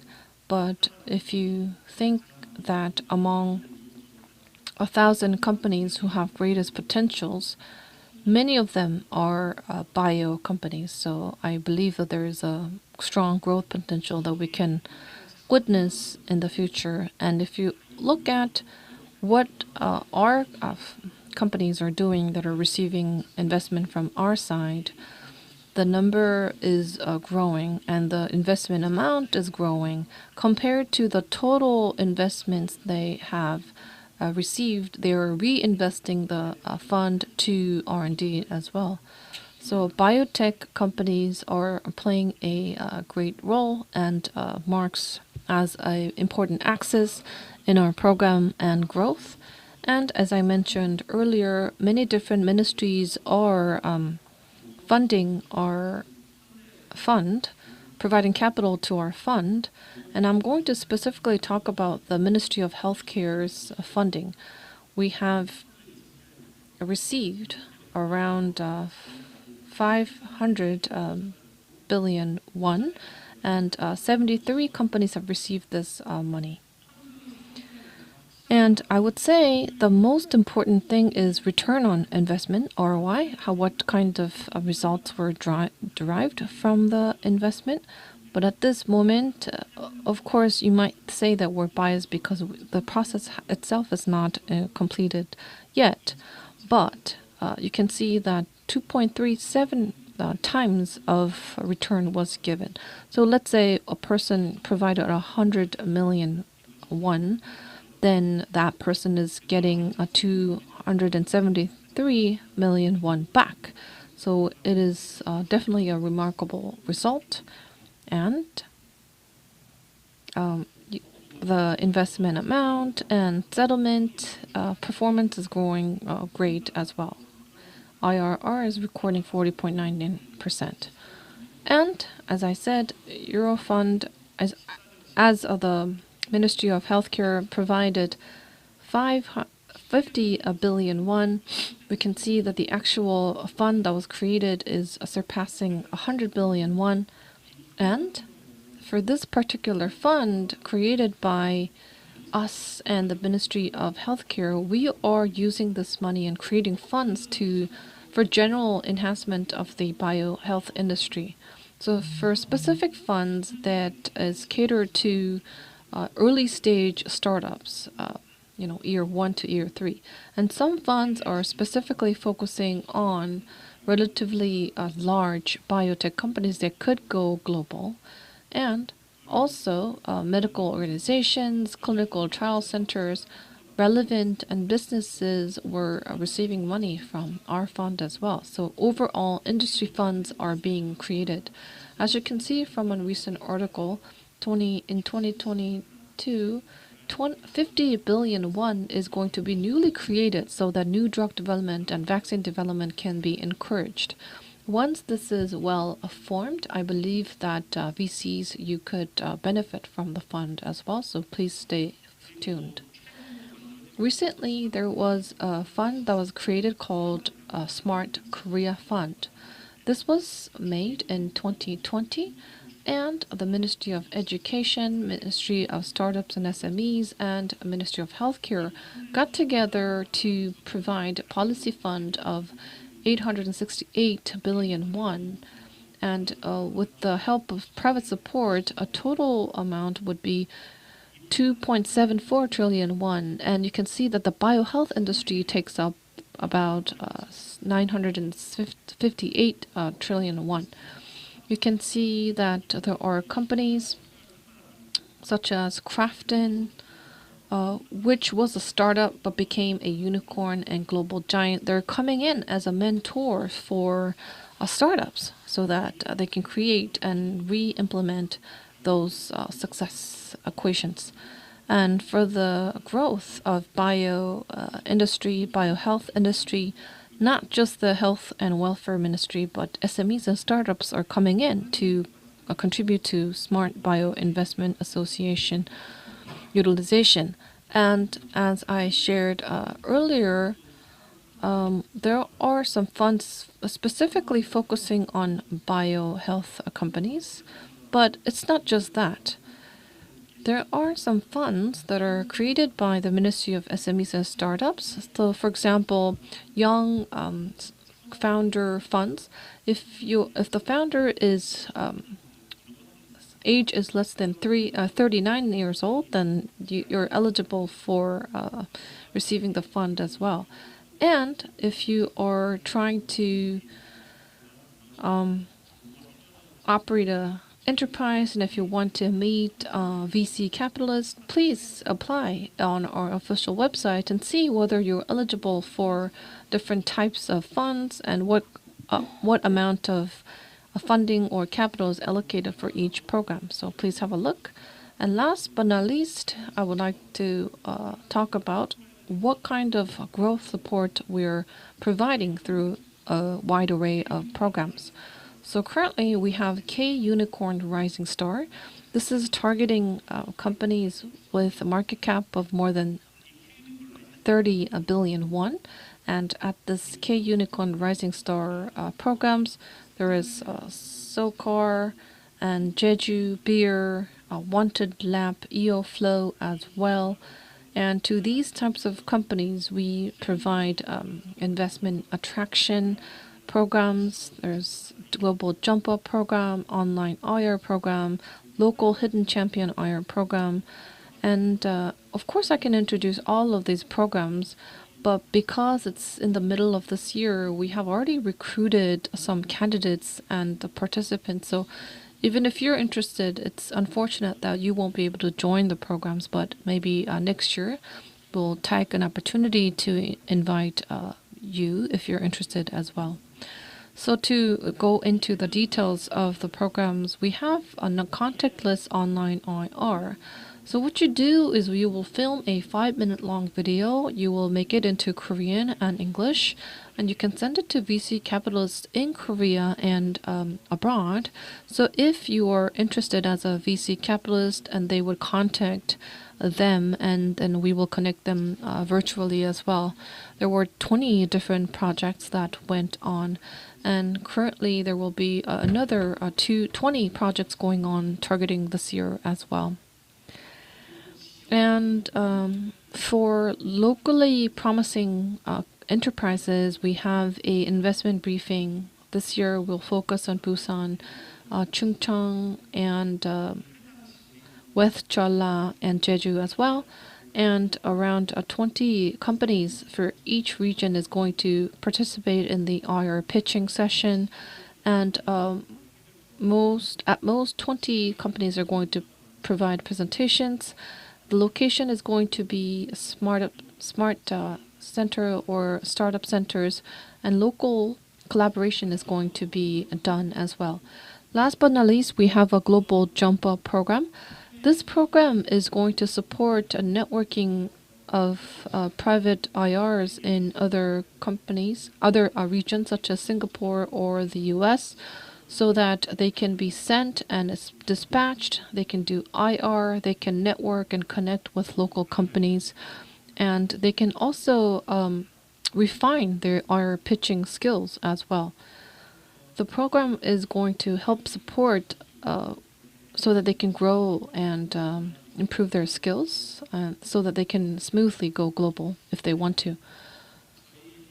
Yes, so KVIC, Korea Venture Investment Corp, and the Ministry of SMEs and Startups, the Ministry of Health and Welfare are going to work together, put our heads together, so that our companies can become global unicorns and global level companies as well.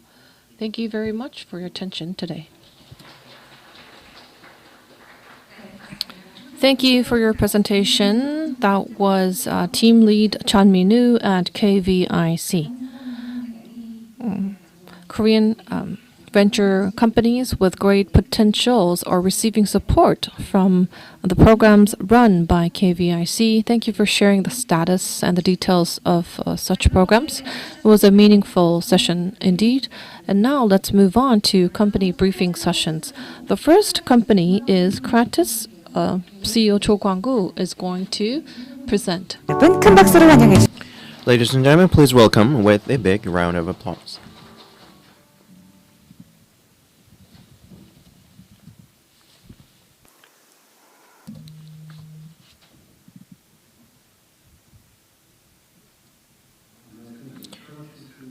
Good afternoon. I am CEO of Curatis, Cho Kwang-gu. It's so thankful to have an opportunity to present my company here, so I'll briefly tell you about my company. The table of contents is the overview of our company and our technological products, and then our production facilities. First is Chapter 1 is Overview. Curatis is working on ESG. ESG is the thing in the society, protecting the environment and government. So we do meet these standards. And our key product is our tuberculosis vaccine for adults and teenagers, QTP 101, and next generation COVID vaccine, among others. And we have our independent bioplant, and we can produce about 50 million vials each year. And based on our platform, from our candidate material to clinical trials and commercialization, we have our capacity to do from A to Z. So we want to secure our vaccine platform in Korea and Asia and further. And our business overview. Since the foundation of in 2016, the number of our staff members is 151, and we work on TB vaccine for adults and teenagers, and next generation COVID vaccine, and next generation TB vaccine, and immune booster, and we are working on a service to mutually develop with other companies. Next is our company history. Since our foundation, we also built our company factory facilities and working on TB, and we applied for clinical trial 2B and 3, and also we applied for TB vaccine for teenagers, and in 2019 we constructed the ozone bioplant. And in 2022 August, we completed the bioplant. And in 2021, in December, we worked on QTP 101. We applied for licensing of the third trial, and in 2022, we got a GMP certificate for our ozone bioplant. And there's Lukang Orion, the affiliate company in China. We have contracted an MOU of TB vaccine development. And this is our home and abroad network. We are working on various partnership and network with Korean and overseas companies. We have research centers, an International Vaccine Institute, and various overseas businesses and organizations, non-profit organizations, and if you in Korea, various universities and research institutes, among others. So we are working on various team projects. Next is our product line. So one of our key products is TB vaccine. So I would like to tell you why TB is so serious. Korea ranks number 1 in terms of TB contraction among the OECD members. So being a member of OECD doesn't mean being a developed nation. However, if we rank number 1 of having TB rate, so it's a shame.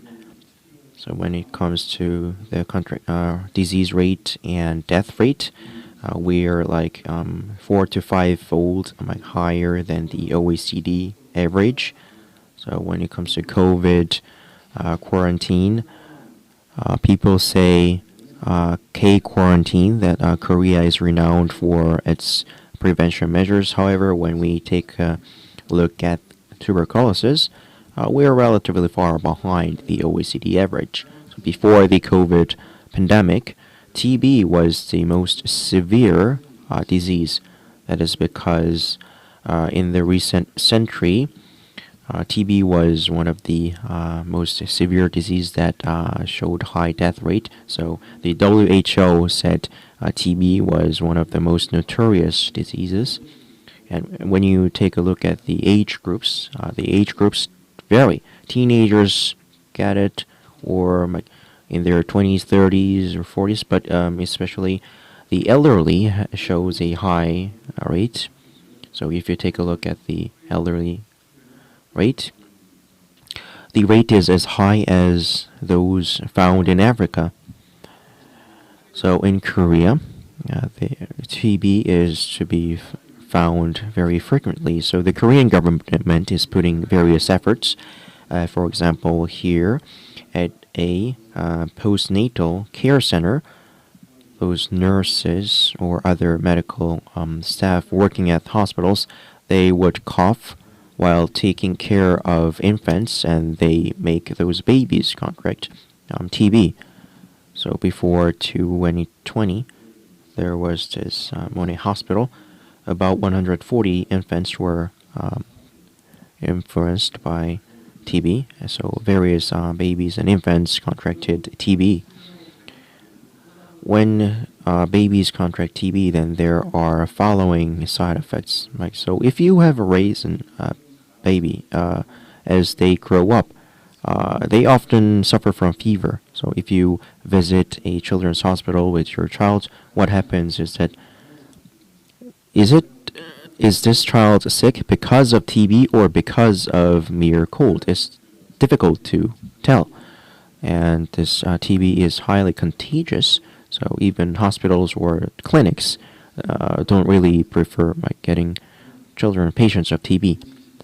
So if you randomly visit a clinic or a hospital without getting isolated, then there are secondary or tertiary side effects or followed issues. So in the past, there was a case where a TB patient ran away from a hospital and used the public transportation, subway, and kept coughing. So all the patients got off the subway train and they disinfected the train. So this wasn't reported by news media outlets because this patient was not a ordinary TB patient, but it was a multi inhabitant TB, which is various medication wouldn't work to treat it. So only 3 out of 10 TB patients who have this multi inhibited TB can get perfectly cured. So this has a much higher death rate compared to other types of TB. So they have KFDA. When it comes to this TB vaccination, they put a lot of efforts to come up with a vaccination. So that is the current status quo in Korea. So why do we need vaccines for TB? So far, there is a term called BCG. So the ordinary Korean citizens would have got this BCG vaccination infection in your early childhood. So the history of BCG vaccine is about 100 years, and usually they get vaccinated before the age of 10. So if you get vaccinated after the age of 10, then the efficacy would significantly drop. If you get a TB, then it is possible to treat, but you have to get doses. You need potent antibiotics, like about 10 pills. If you get that potent, then sometimes people would get blind or deaf, or you could have heart issues. So it's highly risky for patients, and that TB treatment always has a high risk of developing super TB due to low adherence. So only 3 out of 10 patients can like perfectly cure that treatment because of my resistant bacteria from side effects. Next is QTP 101, my protein fusion vaccine, and it protects our virulence and latency. So it stays latent for decades in your human body, and it would bring you to death. And when it comes to this protein vaccine, in order to increase your immunity, we use immune booster on top of it. So we have used GLA-SE, which is an immune booster. So we can use, compared to live vaccines, we can increase the purity of the dose. And this is the excellence of our immune booster. GSK has this MPL, which is the base material, and MPL and GLA both have an immune booster of a receptor. So in the cells, they have a toll gate. So there's a gate 1, 2, 3, but we touch the fourth gate to raise the immunity, and it's naturally extracted. So as you can see from the slide, there are a lot of impure byproducts, but we, based on this naturally extracted one, we can increase purity of it. And there are various tests to see the immunity and efficacy. And people would say a lot of control groups, and this other conventional ones induce cytokine. However, this one slows it.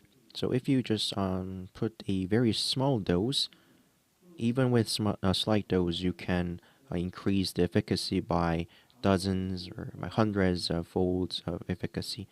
And back in the Obama administration, he signed this contract to produce GLA-SE to fight the pandemic influenza. So thanks to amplifying the efficacy, even with the small dose production, you can cover a mass number of population when you want to vaccinate them. Next is our product line. So a while ago, I just shortly prepared COVID and TB. When you compare the infection rate or death rate or fatality rate, the contraction rate, COVID-19 shows higher rate, but the death rate, TB is higher. And during the COVID-19 pandemic, it had a much stronger social impact. Currently, we are working on mRNA vaccine, and this is a nucleic acid vaccine technology, and there are various RNA or other DNA, but we are focusing on RNA. And this information is about ordinary RNA vaccine. And if I would like to elaborate this, the mRNA vaccine is a self-replicating vaccine. Moderna or Pfizer would use one RNA to create one antigen, but we use one antigen to create 5 or even more antigens, so it can self-amplify. That is the key strength and differentiation item. So the reason why we focus on this is that if we plan to compete with Pfizer or Moderna with the same technology, then we wouldn't make it. So we thought that we need something more stronger, like we need a more strategy. So Pfizer, at the JP Morgan conference, they announced that they conventionally worked on mRNA, but they will work on next generation self-replicating mRNA. So that is their plan. And when you take a look at the biggest strength here, it shows self-amplification characteristics. So even with small dose, you can create a massive amount of vaccines. And there's a rapid nanoparticles where you can work together with RNMA, which can be used as an immune booster. And compared to Pfizer or Moderna, we have a PEG. When you get Pfizer or Moderna vaccines, there are side effects found, and sometimes the worst case is that you would die or have a heart disease. But we do not have this PEG, so free from side effects, and even one dose would show high immunity efficacy, and the injection interval has more room, like more than 2 months, and storage is more easier. And this is a model table of cell delivery, and we named this lion, and based on this lion, the spike protein coding RNA is delivered to immune cells through LNP technology and create antigens. The LNP technology, Professor Nam Jae-hwan once mentioned that there is no one that they can come up with LNP technology. When we founded our company, and since 2017, we put our efforts and designed and began constructing our factory. And the key was that when we come up with TB vaccine, then they are formed with lipid nanoparticles. And like when it comes to producing lipid nanoparticles, like we did our best to find a company which produces these nanoparticles, both home and abroad. But we were asking ourselves, why is there no such company who produces this? So since no company produces this, then we have to independently produce this by establishing our own factory. So we did not have any choice. So the biggest reason why we built the factory is that in order to build a factory for mass production of this LNP nanoparticles. Next generation is this one, QTP-102, which is a preventive vaccine. So one antigen can induce simultaneously stimulate dendritic cells and T cells and forms effective immunogenicity. And we are also working on immunogenicity booster. So we can deal with viruses or bacteria, among others. So we're building a platform to do so. Next, as I said, ESG. So our company is focusing on ESG, and we collaborate with global collaborative organizations. And so there is a parasite disease which has got rid of more than 500 million people. And especially in Africa, you will see that a lot of African children have this swollen belly, because of drinking polluted water. So we, in collaboration with international organizations, to work on this parasite vaccine. So it has a high efficacy. Next is CPP, cell penetrating peptide technology. So we work on developing various products like antisynogen, antivirus, among others. Through this, we work on anti-censorship to work on treatment or antigens, among other items. So we have secured this platform. And next is our clinical trial. So December last year, we applied for an IND, and we are planning to work on our global clinical trial.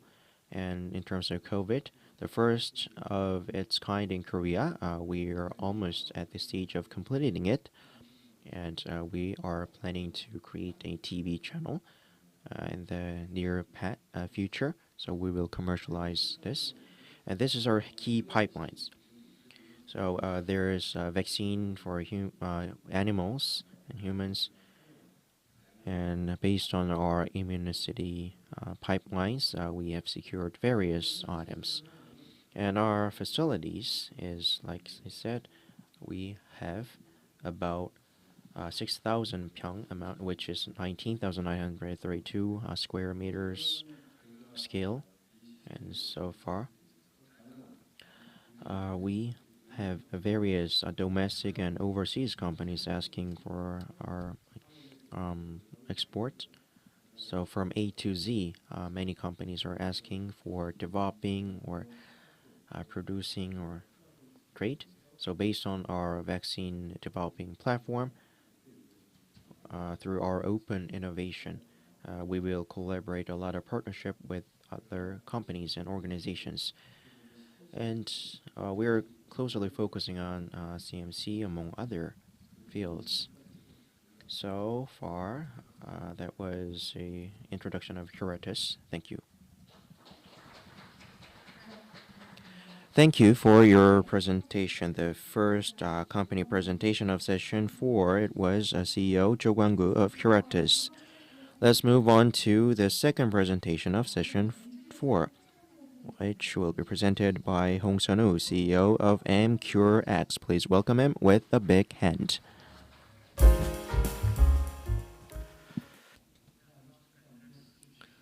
Hello, my name is Hong Sun-woo. I'm leading MCureX Therapeutics. It is my great honor to be here to have an opportunity to introduce our company. mRNA is something that we utilize, and we are developing vaccines and therapeutics, and we launched our company last January, and we secured many different original technologies and currently actively developing COVID vaccines as well. And I would like to introduce our company based on the presentation materials.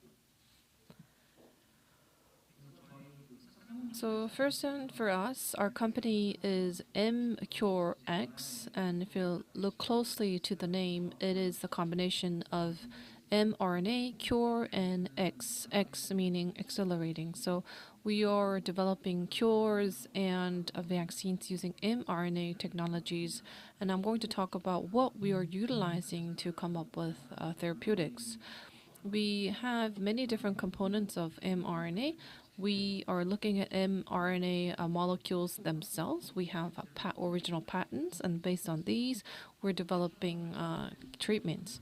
And what I would like to add further is that we have XRE's subsidiary, and of course, we have American company as our mother holdings company as well. We are collaborating with them, and even though we have a relatively short history because we launched our company last year, but we do have capabilities structure-wise to carry out active proceedings of research and development and product development as well.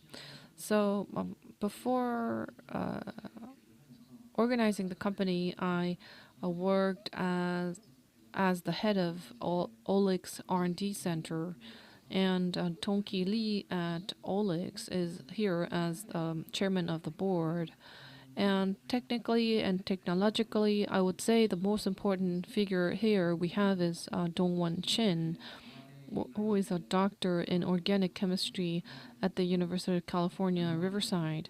As mRNA technologies became commercialized, he used to work at TriLink in the west side of the US. He was in charge of mRNA technologies, and especially the CleanCap technology was co-developed by him at Pfizer as well.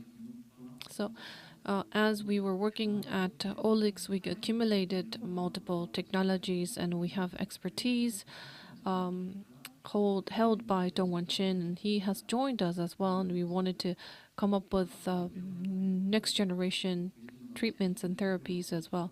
And just as Dr. McCaffrey, who has been working closely with Mr. Shin, we also have Dr. Gunther Hartman joining our team as well. We have a total of 6 key people who regularly talk and have meetings to develop further vaccines. And now I'm going to talk about history. I said it's quite short. We established our company last January, and what's most important is original technologies, whether we're going to secure original technologies or not. And in June, we secured proprietary mRNA platform, which is nucleic acid platform. We initiated this technology, and based on this particular technology, our first initial COVID-19 vaccine candidates were identified, and these identified materials are now being tested in clinical trials, and things are going very smoothly. And to expand our pipeline, we signed an MOU with Trugen, and today to expand further, we would like to include oncology department as well. We signed an MOU with Femto Biomed as well. So next, I would like to talk about our mRNA technology and what we have when it comes to mRNA. If you look at the left side, this is centered dogma. As you know, small molecules or antibodies, it is targeting whatever that's already created. But what mRNA is doing, mRNA is targeting or inhibiting mRNA creation, and it would input some cells materials into the cell so that it can create required protein itself. So just to generally look at how things are going before the commercialization, before COVID pandemic hit the world, it was considered a future technology that hasn't arrived to our field yet. But now more opportunities are opening up, and more players and stakeholders are jumping into the industry as well. So mRNA is created by in vitro stimulation, and I would say the excellent characteristics of mRNA technologies is that once amino acid array is identified, then you can always rationally develop and select whatever material you would need and want. So that is the strength for sure, and it's also proven and verified. 2020, Moderna and Pfizer worked on COVID vaccine development process, and it got approval from FDA earlier than any other companies, and many different activities are carrying out. As a company that has the delivery mechanism and also the mRNA mechanism as well, they're working collaboratively to come up with the new inventions. And as I shared earlier, mRNA itself, from a platform perspective, it's quite excellent, and it is a platform technology. Because based on amino acid array, based on the know-how and expertise of companies, you can specifically develop a target material, and any protein with drug sequence you can code and create mRNA corresponding to that specific protein. So the fact that you can collaborate, the fact that you can pinpoint a specific material and ingredient, you can develop many different applications. So using mRNA, let's say you are going to put in 10 years, you will need many different component technologies. And I think largely, as you can see from here, mRNA molecule itself needs a technology, and delivery system is another element of technology, and production technology is required. And after that, clinical phase 1, 2, you will need to do that based on what organization or approval you're targeting as well. So mRNA molecule structure itself, delivery, production technologies are owned by us. And for delivery system, each individual, whether it's vaccine, whether it's treatment, depending on what you are targeting, we are working with external partners so that we can work and collaborate with them. And now to talk about our mRNA technology that we own, I would say it's sequence designing. This is optimized DNA slash mRNA sequence design technology for effective production of target protein. And whether it's upside or downside, what kind of designing do you need to do to effectively express mRNA is our technology. And I think what's important to us is nucleoside, modified nucleoside. Whether you use modified nucleoside or just nucleoside as is without modifying it, everyone has a different opinion. But I think at the end of the day, what's proven by COVID-19 vaccine is that, let's say you are using modified nucleoside technology, which is what Moderna and Pfizer did. CureVac, they failed clinical trials because they did not modify a nucleoside. So it's proven that you need to go through the modification process of nucleoside. So once modified nucleoside technology was decided, what kind of then modified nucleoside is going to use? Of course, we can use the existing N1-methyl pseudouridine, but it's costly, and we have to negotiate for the use as well. So realistically speaking, we didn't think that this is the viable option. So we wanted to secure our own modified nucleoside platform, and we conducted basic research, and we secured very successful N1-methyl pseudouridine technology, and we're working on new drug development using that technology. So to share a few, there is N1-methyl pseudouridine technology. This is used by Pfizer and Moderna. And if you look at in vitro and in vivo, if you look at the protein expression level, mode A is ARS, and the control groups are unmodified in M1. Our module, mode A, is showing the similar level of expression compared to the existing technologies. So we have our technology that is on par with the existing system.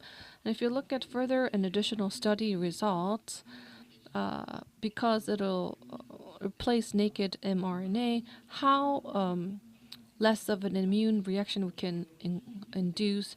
And if you look at the right side in vivo data, so interferon alpha, interferon gamma, which is a representative cytokine reaction.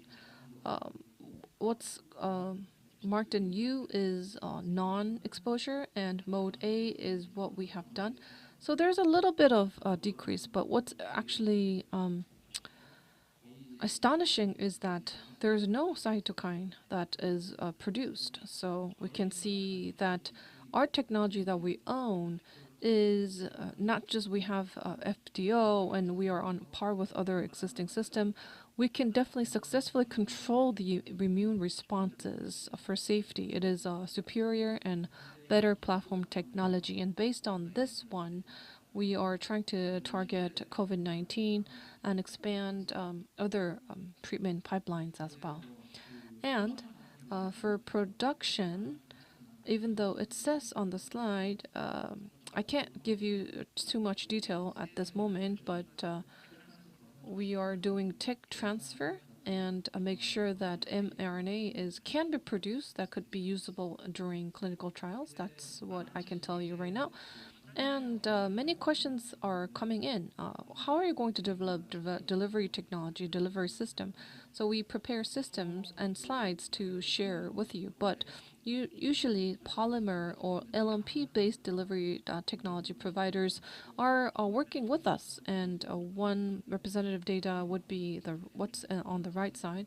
Both polymer or LNP, you can see that when we inject this to animals, you can see that enough efficacy is derived. And at this moment for vaccination, we are going to license using polymer and other indication. I think we can use LNP or also polymer. Many other options are available, and we will choose the best delivery system and conduct joint studies. So in general, MCureX, to introduce our company once again, we have a proprietary mRNA platform technology, and we have delivery technology as well. And for the delivery system, we will work with other partners to effectively deliver the cure as well. And to be more specific about mRNA market, of course, everyone understands that it is growing and expanding. And early this year, Pfizer announced at JP Morgan that how and what role they're going to play in the mRNA industry.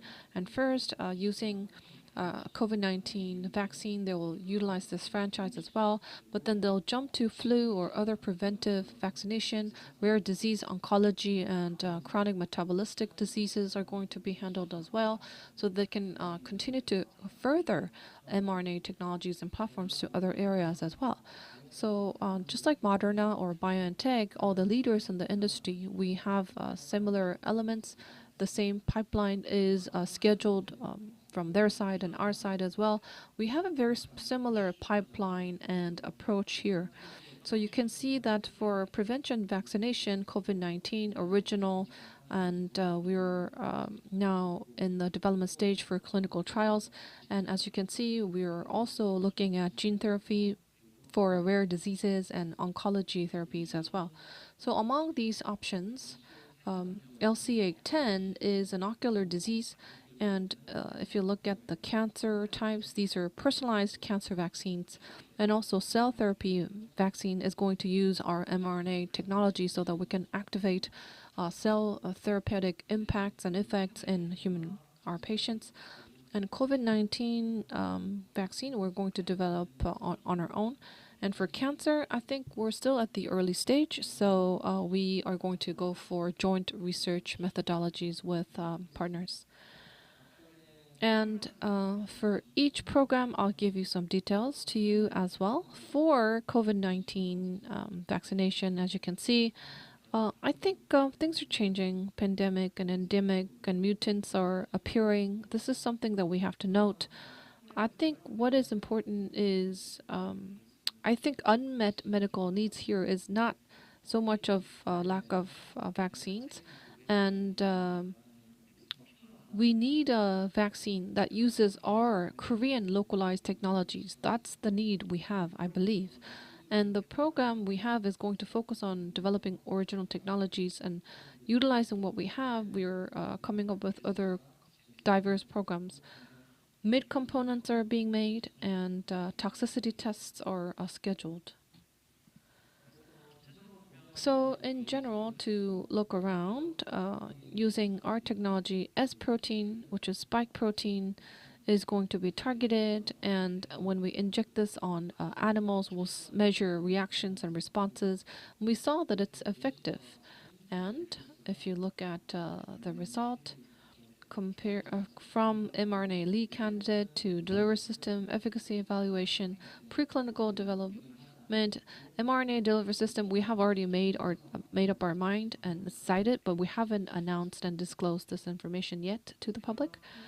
And aside from this program, we have others such as LCA10. It's an optal cure, and what we would like to target is Leber congenital amaurosis. It's a inherited retinal disease. It's a rare disease. It's a vision-related disease. It's, I would say, Luxturna is the most famous treatment that's specifically targeting LCA2. You would put genes onto your eyeball so that it can cure some symptoms of that's caused by LCA. But if you look at LCA, there are many different types except besides LCA2. The most common type would be LCA10. The reason why we're only specifically targeting LCA2 is because if you look at gene therapy, which is adenovirus vector, the length of protein that you can utilize for sequencing is quite limiting. And for SET201 virus, we can't really use conventional adenovirus. So that is why we limited our scope to LCA2. And we are going to focus on many other advantages, for example, regulation or clinical trial easiness. We're going to develop new drugs focusing on LCA 10 instead of LCA 2. So I understand why they have been focusing on LCA 2, but we are going to target LCA 10. And classical adeno-based, viral vector-based treatments are generated. We will come up with a different approach. What we are thinking of right now is using CRISP technology so that LNA beta process can be made, and then we will inject it to the eyeball. And similarly, we will use adeno-vector-virus, and clinical trends are going on as well. So intermediate data shows that it is going to be successful. And because it's targeting human usage, modification data is necessary, and we will utilize the benefits of rmRNA, and we will be able to be the fast follower of this particular technology. And related to this area, of course, all the research and studies are done in vitro, in vivo. Results are great. And even though it's not necessarily Cas9, but when we put our RNA on eyeball, you can see that results are being derived and generated. And based on this data, we're continuing our research. And at the end of this year, we're going to specifically decide what candidate materials we're going to use. And for cancer vaccination, for anti-cancer vaccine MCS 301, Moderna is already going through clinical trials to cancer treatment area, and I believe that great results are going to come in, and we will do the same in Korea to target antigen anti-cancer vaccines can be used and developed in Korea as well. And for MCS 401 cancer cell therapy, this is a great modality. This is a great treatment method, but we have to optimize as one singular platform, and instead of using viral vector, using mRNA is more viable, and it's more effective. So in that sense, we would like to go for the collaboration so that we can partner with a car discovery provider, and immune cell culture can be done that way. So this is what we have prepared. We're owning mRNA technologies. We're trying to expand the technology to other applications as well.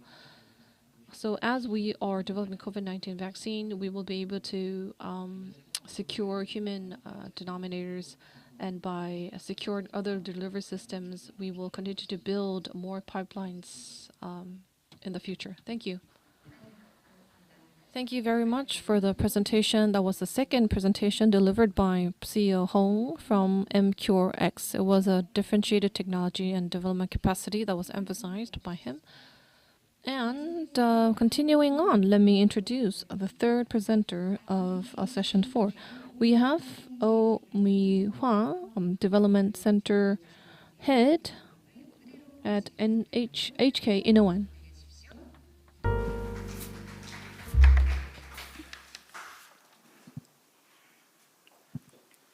네, 안녕하세요. Good afternoon. I'm Center Head Omihwa of HK Innowan Biocenter. So I would like to share research R&D and our CMP development center. So it's a great honor to introduce our company and research center. So I wish our gene therapy information would be spread to you, and so you could in the future collaborate with our company. Here comes the table of contents. First of all, I'll briefly introduce you about our country and our pipeline and the CDMO project that we began this year. HK Innowan, through the 38 years, we have been keep working on innovation. In 1984, with the establishment of our research complex, and in 2014, we acquired the shares of CJ 제일제당 as CJ Healthcare, and in 2018 we got incorporated into Colmar Group Korea, and in 2019 we came up with KCAP. And in 2020 we changed our company name to HK Innoen, and we went public on the co-stock market in 2021. HK Innoen has been sustaining a stable growth to expand our market. The annual growth rate of the recent 3 years has been 19%, and our prescribed medicine takes 91%. And when it comes to health and beauty, the proportion isn't big enough, but the hangover remedy and health drink and health functional food, based on the successful launch of the products, we will keep expanding the scope. And based on our key cap development, within the shortest period of time, we exceeded 100 billion Korean won. In order to continue our sustainable development, we are responding to rapidly changing pharmaceutical environment. The world-class biopharmaceutical platform, we have secured our platform, and we have a stable product portfolio focusing on high-growth chronic disease groups and self-developed products. And thanks to our excellent sales force, we have over 10 products with the scale of 10 billion Korean won. And Innowen's products is gaining wide global attention. Based on our new drug platform, K-CAP, we're exporting high quality finished drugs and raw materials to the global market, and we're expanding exports of health functional foods and beverages mainly to Asian countries. In 2018, by 2028, we aim to expand to over 100 countries. So we'll keep putting efforts to achieve our goal. Next is our research and development pipeline. Innowen uses 10% of its sales into R&D. Our continuous investment in R&D, and based on our highly sufficient R&D personnel, we work on cell treatment platforms, among others. Today, I would like to talk about our cell gene treatment platform. The cell gene therapy, based on our independent pipeline development, we aim to expand to the global market. The CNG Development Center successfully established a facility and one of the biggest automatic production line in Korea. And also, this center, based on co-research, we work on blood cell and solid cancer treatment platform. We are currently focusing on solid cancer treatment, and in order to increase efficacy, we are working on CAR T cell treatment platform. Currently, the CAR T, the main idea is blood cancer, but when it comes to solid cancer, the research stage is at finding the optimal route. So when it comes to solid cancer treatment efficacy, it is an unsolved problem to people. So in order to improve the treatment efficacy, in order to come up with this, we have to consider microenvironment of this, and we have to thoroughly understand the environment, and by overcoming the challenges, we can improve CAR T cell treatment. So TME, tumor microenvironment, is the key factor, I would say.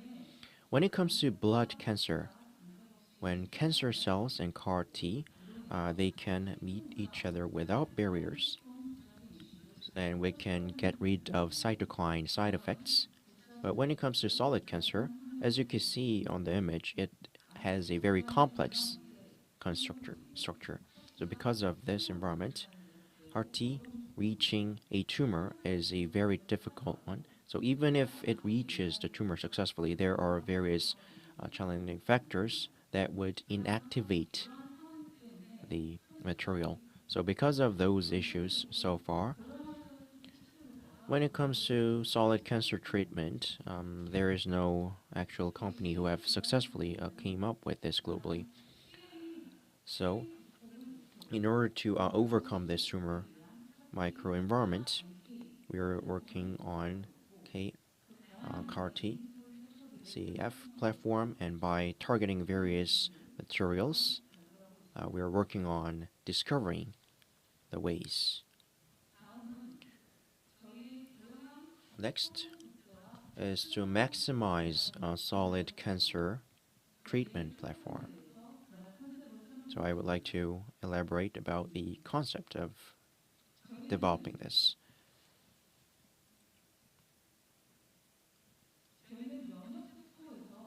We focus on immunogenicity so that a specific receptor reacts to this and react to a specific molecule X.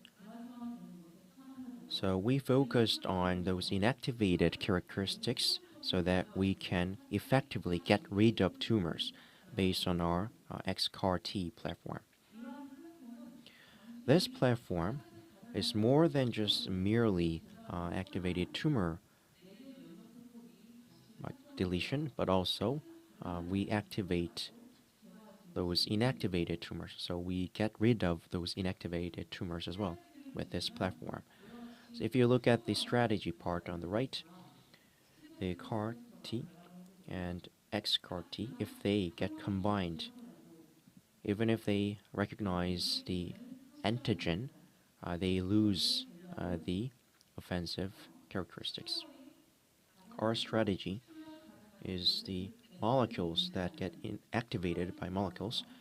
We want to develop a CAR T that can recognize this and prevent the inactivation of this and target the tumor and also activate those immune system inside of the cells.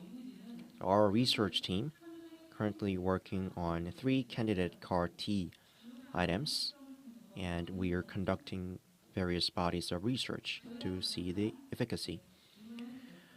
This is an CAR T platform. All the 3 types are showing very stable CAR activation rate, and it proliferates in a stable rate. And also the XCAR T from the cancer that activates CAR T, we found a very effective anti-cancer effects. So we're working on developing this to CAR-N platform, and the platform has completed getting a patent. And in order to enhance efficacy, we're also working on another platform, and we're also working on getting a patent on that platform as well. So not only R&D, but also we are working on commercializing the GMP. So based on our GMP infrastructure, we are also working on CME. The GMP Cell Center is in Hanam. So it's an apartment type facility, and it has the largest scale in Korea of its kind. And we have production facilities for cell gene therapy in accordance with GME regulations and quality control. And also, we have an infrastructure that is optimal to the production line. The conventional CAR T production facility is this one. Each stage requires a manual, like manpower, and there needs a highly precise attention So we wanted to get rid of this complexity. So at our center, we implemented a production auto manufacturing so that you can rely from A to Z. So thanks to this system, when compared to the conventional one, you can get rid of contamination and you can cut down the expenses and time and the cost of raw material as well.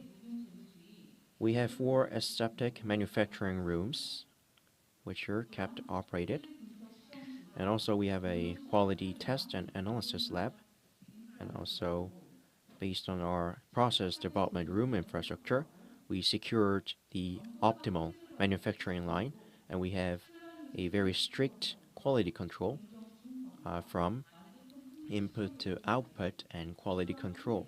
We have an excellent product line, so we're taking a leading role in this part. And our project, based on the cell culture technology capability and strict quality control and GMP manufacturing system, we provide customized services according to the development stage of the advanced biopharmaceuticals. And last but not least, the Innowen's CT technology project is based on the next generation technology platform that we have. We lead the growth of domestic biotechnology and growth into a global CGT powerhouse. So based on our quality control capacity, we will keep leading the global and domestic biotech field, and we will never stop putting our efforts in this regard. Thank you for listening. Thank you. It was HK Inno&'s Research Center head, Oh Min-hwa. Inno&, is developing as a leading company in this field. So let's move on to the fourth presentation of session 4. Next is CEO Yum Jung-sun from Cha Vaccine Institute. Ladies and gentlemen, please welcome her with a big hand. Hello, everyone. Thank you for staying with us until the end. I really appreciate it. Cha Vaccine Institute is utilizing leading immunotherapy technologies to be a leader in biotechnology industry, and I'm going to talk about what immunotechnology we have, what infectious disease we're trying to target and cure, as well as anti-cancer drug development plans as well. So Cha Vaccine Institute is connecting industry, academy, research, and hospital. It is a Cha hospital connection and infrastructure, and we are considered a hospital. We have a bio-focused infrastructure, and we are focusing on how we can effectively develop our own products, and our environment is very favorable. Our main headquarters is in Seongnam, and the research center is in Pangyo.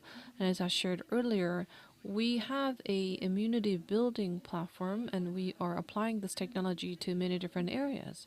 Actually, we are focusing on premium vaccine and vaccines needed in the aging society, as well as anti-cancer vaccines and treatments. So now, to briefly introduce our company, we have TLR23. This is TLR targeting, especially targeting 2 and 3 elements, and we have been focusing on infectious diseases and anti-cancer vaccines as well. So when we are identifying pipelines, we look at unmet needs and the chance of success, and whether we are globally viable and capable or not before we choose a specific area of research. So to introduce our platform first, we have an adjuvant platform technology, and adjuvant is basically enhancing or adjusting vaccine reaction. It's a immune related material and ingredient. Even though it's not the main ingredient, it serves as a very important element.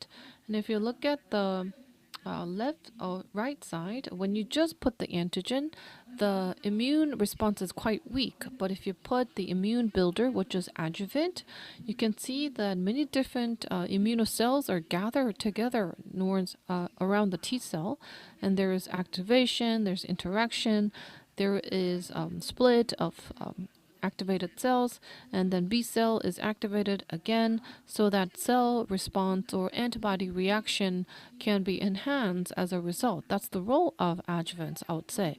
So what's marked in blue over here is specific roles of adjuvant. Currently, in the pandemic situation, I wanted to emphasize how important of a role this adjuvant can play. First, it can quickly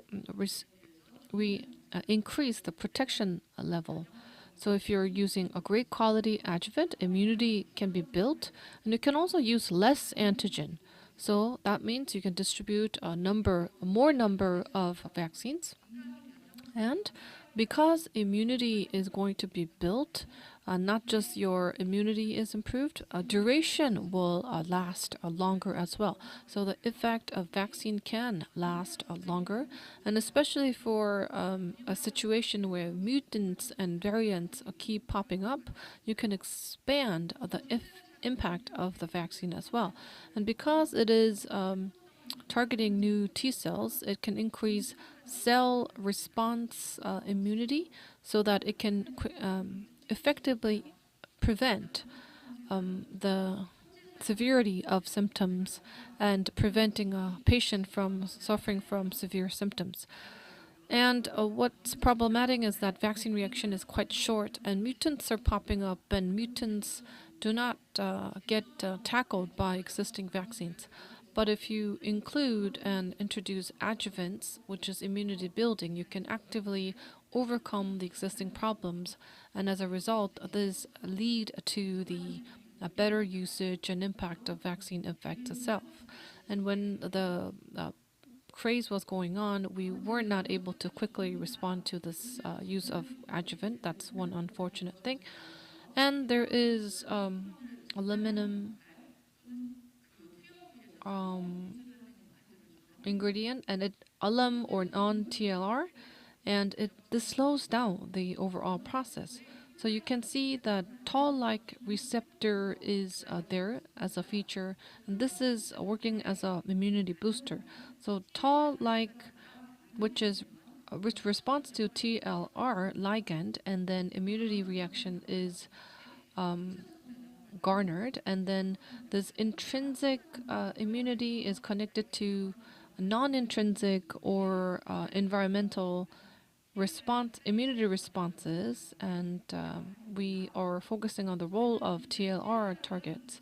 So when you say TLR, there are about 13 different existence in immunocells, and in our own company, what's special about our adjuvant is that TLR2, which is membrane number 2, and intracell TLR3 over here. You can see it over here in the cell.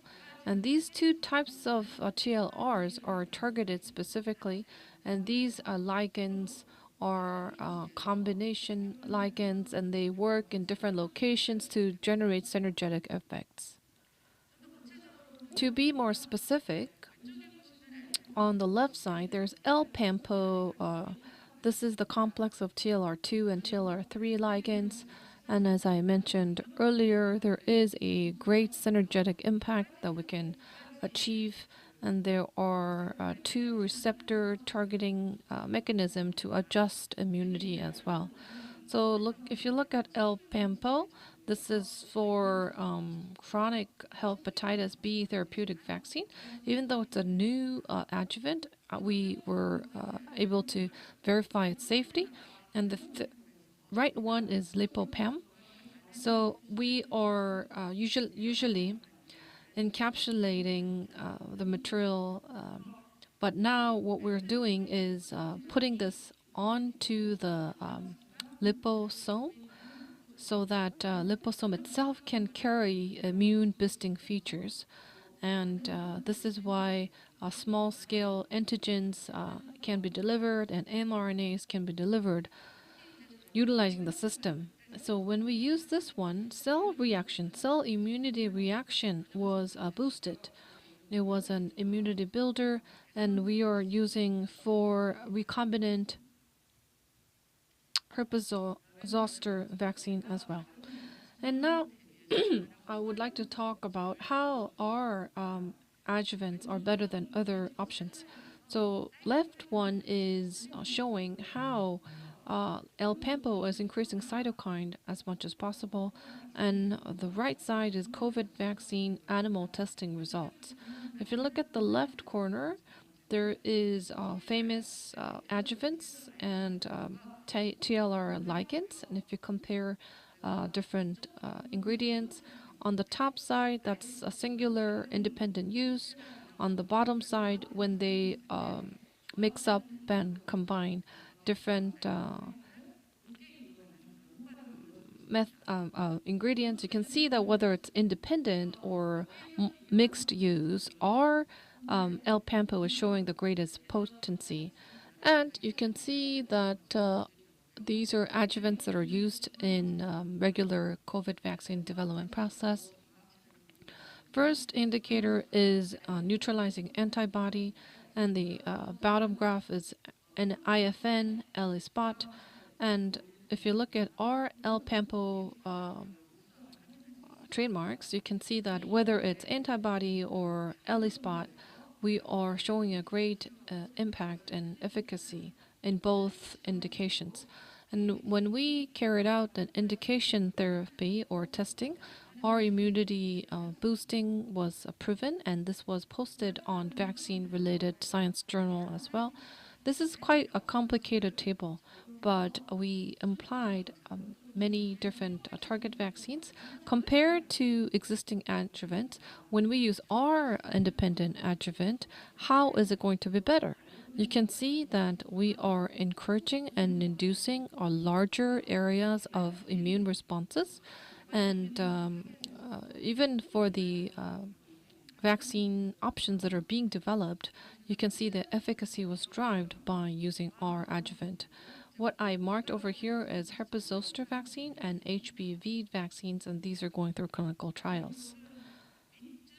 And the first line over here is a GSK's technology. I would say GSK is the player which is the biggest and making most amount of money around the world. And I can say that this is a company that has a great and profound vaccine portfolio. There are adjuvant series such as AS4, 3, 1, 15, and 2, and I would say representative material is MPL and QS21. That's the representative adjuvant systems, and of course there are more as well. And at Cha Vaccine Institute, we have L Pampo, we have Lipopam, and other adjuvant systems so that we can expand more platforms to target other indications as well. So these are the types of adjuvants we have, and I'm going to give you some examples for vaccine use cases.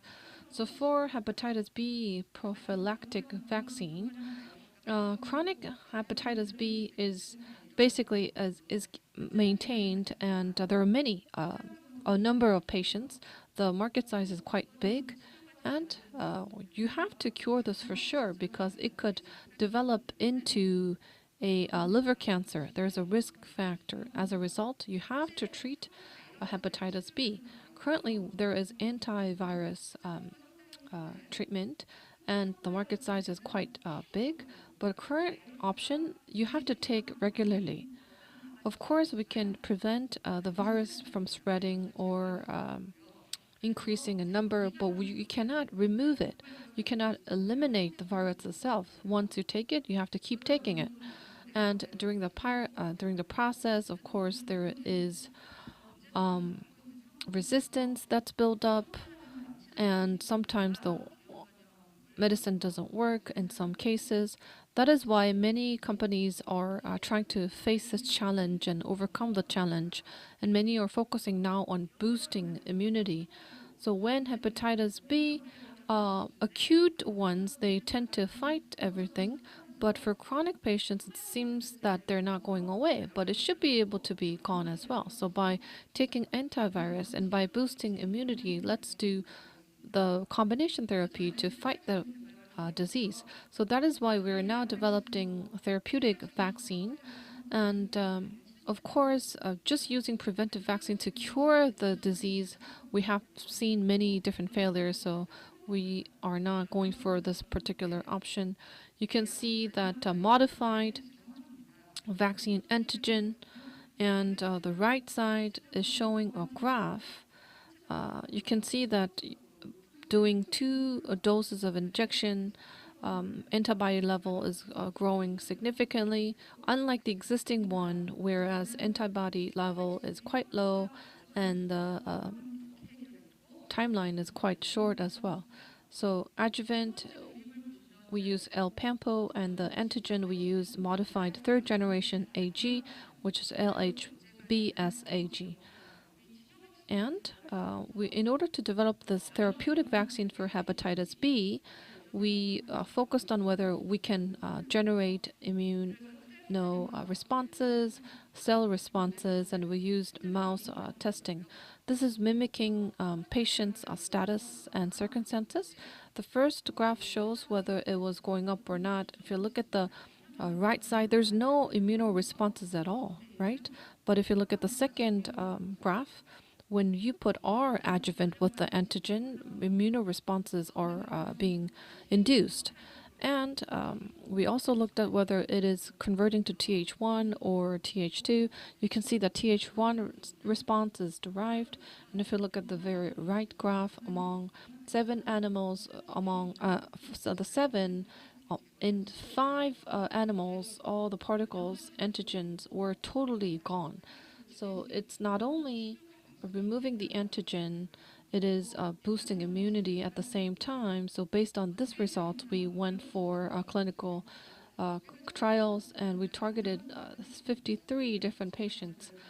We used a new immunity builder. We wanted to check how frequent, how much we can inject in individual patients, and we set specific dosing. And a 1-2 phase is showing, which is pretty remarkable. T cell activation was recorded in a number of patients, and we saw that there is a potential, and we are now going through the 2B process. So I think the injection is going to be done by this year, and the total closure is going to be next year. And on top of this clinical, we are currently working on licensing out process as well. And there are many antivirus developers at the moment. They want to overcome existing challenges and they would like to develop other indications. But the problem here again is during the injection process, the impact is good, but when the medicine is not given, at any moment there will be a rebound. And we were targeting to terminate the disease. So, okay, then using the same content, we wanted to see what kind of impact we can expect from a preventive perspective. Let's say using 001 program, let's say you get a preventive vaccine and you can't get antigen, what can you do? Oh, you saw different clinical studies. 5 to 15% of people are non-responders, and no matter how many times they get vaccines, antigen level doesn't go up, and you can't implement a protection layer for them. And we saw a potential of using this to boost immunity for 001, and we're now going through 002 clinical trial at Bundang Cha Hospital. Once the injection is done this year, we'll be able to wrap up the study next year, and I'm excited to share the result in the future. And now let me move on to the recombinant herpes zoster vaccine. 그 트레 So here is a specific trend here. So usually you get herpes zoster when you get older, but usually there's VZB when It also happens in early childhood, and even if you catch the contract the virus, it stays latent in your human body. And when your immunity decreases, especially when you get older, and even among young people who get exposed to extreme stress, then also they get herpes zoster as well. But what matters is chronic pain. So when accompanied by chronic pain, then there's actually no answer to that. So it's really important to prevent herpes zoster. And there are two big categories. The alternative vaccine on the right is you weaken the live virus and inject that in the body. And the recently approved SK and Merck vaccine are two types. On the right is the innovative vaccine, GSK, under the name of single Rix, went into the market, and as you can see, it was a game changer in the market because it was so effective. So when you take a look at the left bottom, the blue one is the Shingrix vaccine, and the gray one is the weakened poisonous one, Zostavex, and we are working on the blue category. So this GSK vaccine is so effective. However, it's very painful, and it might cause body pain. That is because of immuno booster, so because of a specific particle, and we use alpha and po. And during the clinical trial, there was no such side effect, so we are expecting that it won't cause side effects for herpes as well. If successfully done, then there will be no side effects. And we compared the two. The yellow one is the commercial one, and the blue one is ours. So there's a huge gap. Of course, the blue one has much higher efficacy. So in the US, we purchased single X to compare this. And here, the yellow one is the commercial one, and blue one is ours. So the second clinical trial turned out good. So without pain, higher efficacy was the result. So we will keep working on it, and we currently applied for it, and within this year, I think we'll keep moving on to other clinical stages. Next is flu vaccine and COVID vaccine. So I'll move on to the combo vaccine. So for a long period of time, we have been working on this vaccine combo. As you can see, the gray bars here are the conventional vaccines. The higher graph is those young mice, and the low graph is for elderly mice. So in Korea, we offer vaccine for free for the elderly at the national level, and when we inject them beforehand, then the vaccination efficacy recovers. And there is room to calculate the efficacy in the elderly age group, and they called A and B virus efficacy was significantly improved.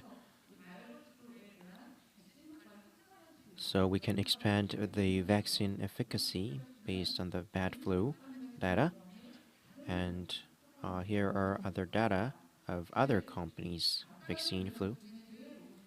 And the very right one is our company's, and we compared at the early stage of injection and afterwards. And the sky blue ones are similar, but if it goes pink, then it decreases. But our adjuvant showed a very continuous efficacy. So based on this result, our ALP-MPO has improved vaccination efficacy, and it has more expandability. We can move on to vaccine A and B with continuous efficacy. And as I have mentioned, here are COVID 19's results. So there is immunity efficacy. So, based on considering both results, like those bad flu virus or the COVID pandemic, so our adjuvant, this will be a very good candidate for this adjuvant vaccine. So let's come up with a combo vaccine. If we have to get injected this on a routinely on a regular basis, then it wouldn't make sense to get vaccinated thrice or four times every year. So, no matter how well we can respond to COVID, but coming up with the new vaccine every single time might not be so efficient. So, if we want to successfully prepare for an endemic, it will be efficient to come up with this based on our adjuvant. So work on bad flu vaccine and COVID vaccine. So we began working on inventing a combo vaccine. So this is under the project of advanced propelling project. So once you contract influenza, then there is scientific basis that it's highly likely that you will contract COVID as well. So no matter if it's bad flu or COVID, the elderly group they are at risk. They're very vulnerable against these vaccines. So that's why I briefly talked about COVID, and now I'll move on to infectious diseases. So as expanding pipeline, we're working on anti-cancer. So if you take a look at the very right part, dark green color, I would say. So these three circles are what we are working on, are the vaccine and our own anti-cancer. We are working on them. So the L-Pampo, the immunity booster, can they be used here as well? Well, they're vaccine adjuvants. So of course you can prevent virus and the CD8 cell used for anti-cancer or tumor microenvironment. Under that environment, do they have a pro and anti-cancer characteristics? How well does it balance between the two? So we conducted some research, and we're currently working on writing a research paper. So if I would show you a result, well, so I only have 3 minutes left for my presentation. So this data shows the result. So the suppression was really well done. So the efficacy, the immune system survived at the end. So Aston used our material to conduct a comparative research, and it showed good tumor growth suppression. So Aston is working on a specific antigen, and we conducted licensing out, and we are planning to do a co-research. And this shows some specific data, which was announced last year at SITC 2021. So this is the last point that I would like to say. So there was an interesting point here. So it has immuno booster efficacy, and also it has cancer killing traits. So it kills cancer tumor cells, and when we injected this directly to tumor cells, and it killed and got rid of tumor, and it increased immunity. So immune cells gathered here. So it showed vaccination effect. So that is shown in the middle image. So the cold tumor turned a hot tumor. So because of that, other immune system also became adequate.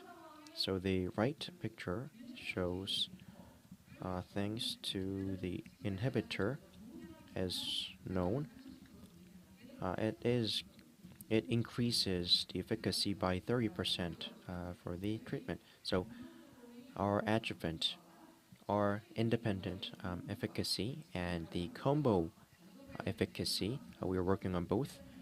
So this is our own platform. It shows high efficacy, and when used in a combo platform, so the highest result is the control and APD and LMPO. So when combined, it showed 90%. Okay, I have 2 slides left. So there was this combo effect, and when CD8 T cell, when used together, the infiltration rate was really high. And also, this paper was went public at ESMO Congress 2021, and it confirmed that there was good efficacy. So we have good adjuvant. So I would like to say that we should collaboratively work to achieve good projects. So our CHA Vaccine Institute, under the motto of better health, better life, and better future, so all the members can mutually develop toward the future. Thank you. Thank you for your presentation. So that was the last presentation for the last session of today. So thank you for CEO Yum for your presentation. So that was session 3 of Vaccine and RMO, and session 4, the fund of fund and vaccination. So we had session 3 and session 4. I wish these 2 sessions were informative to you. I wish that this bio event, not only to Korea but other overseas market, I wish this event could be a stepping stone to expand the market. So that is the end of day 2 of Bio Invest Fair 2022. And tomorrow from 1:40 p.m. session 5, new medicine licensing out strategy, and session 6, life sciences out strategy will be covered. And Biokorea 2022, if you access the official website, you can replay the videos of today's offline events. Thank you for being here despite your hectic schedule, and all the participants seeing this event online. I would like to extend my appreciation to you all again, and see you again tomorrow. Thank you.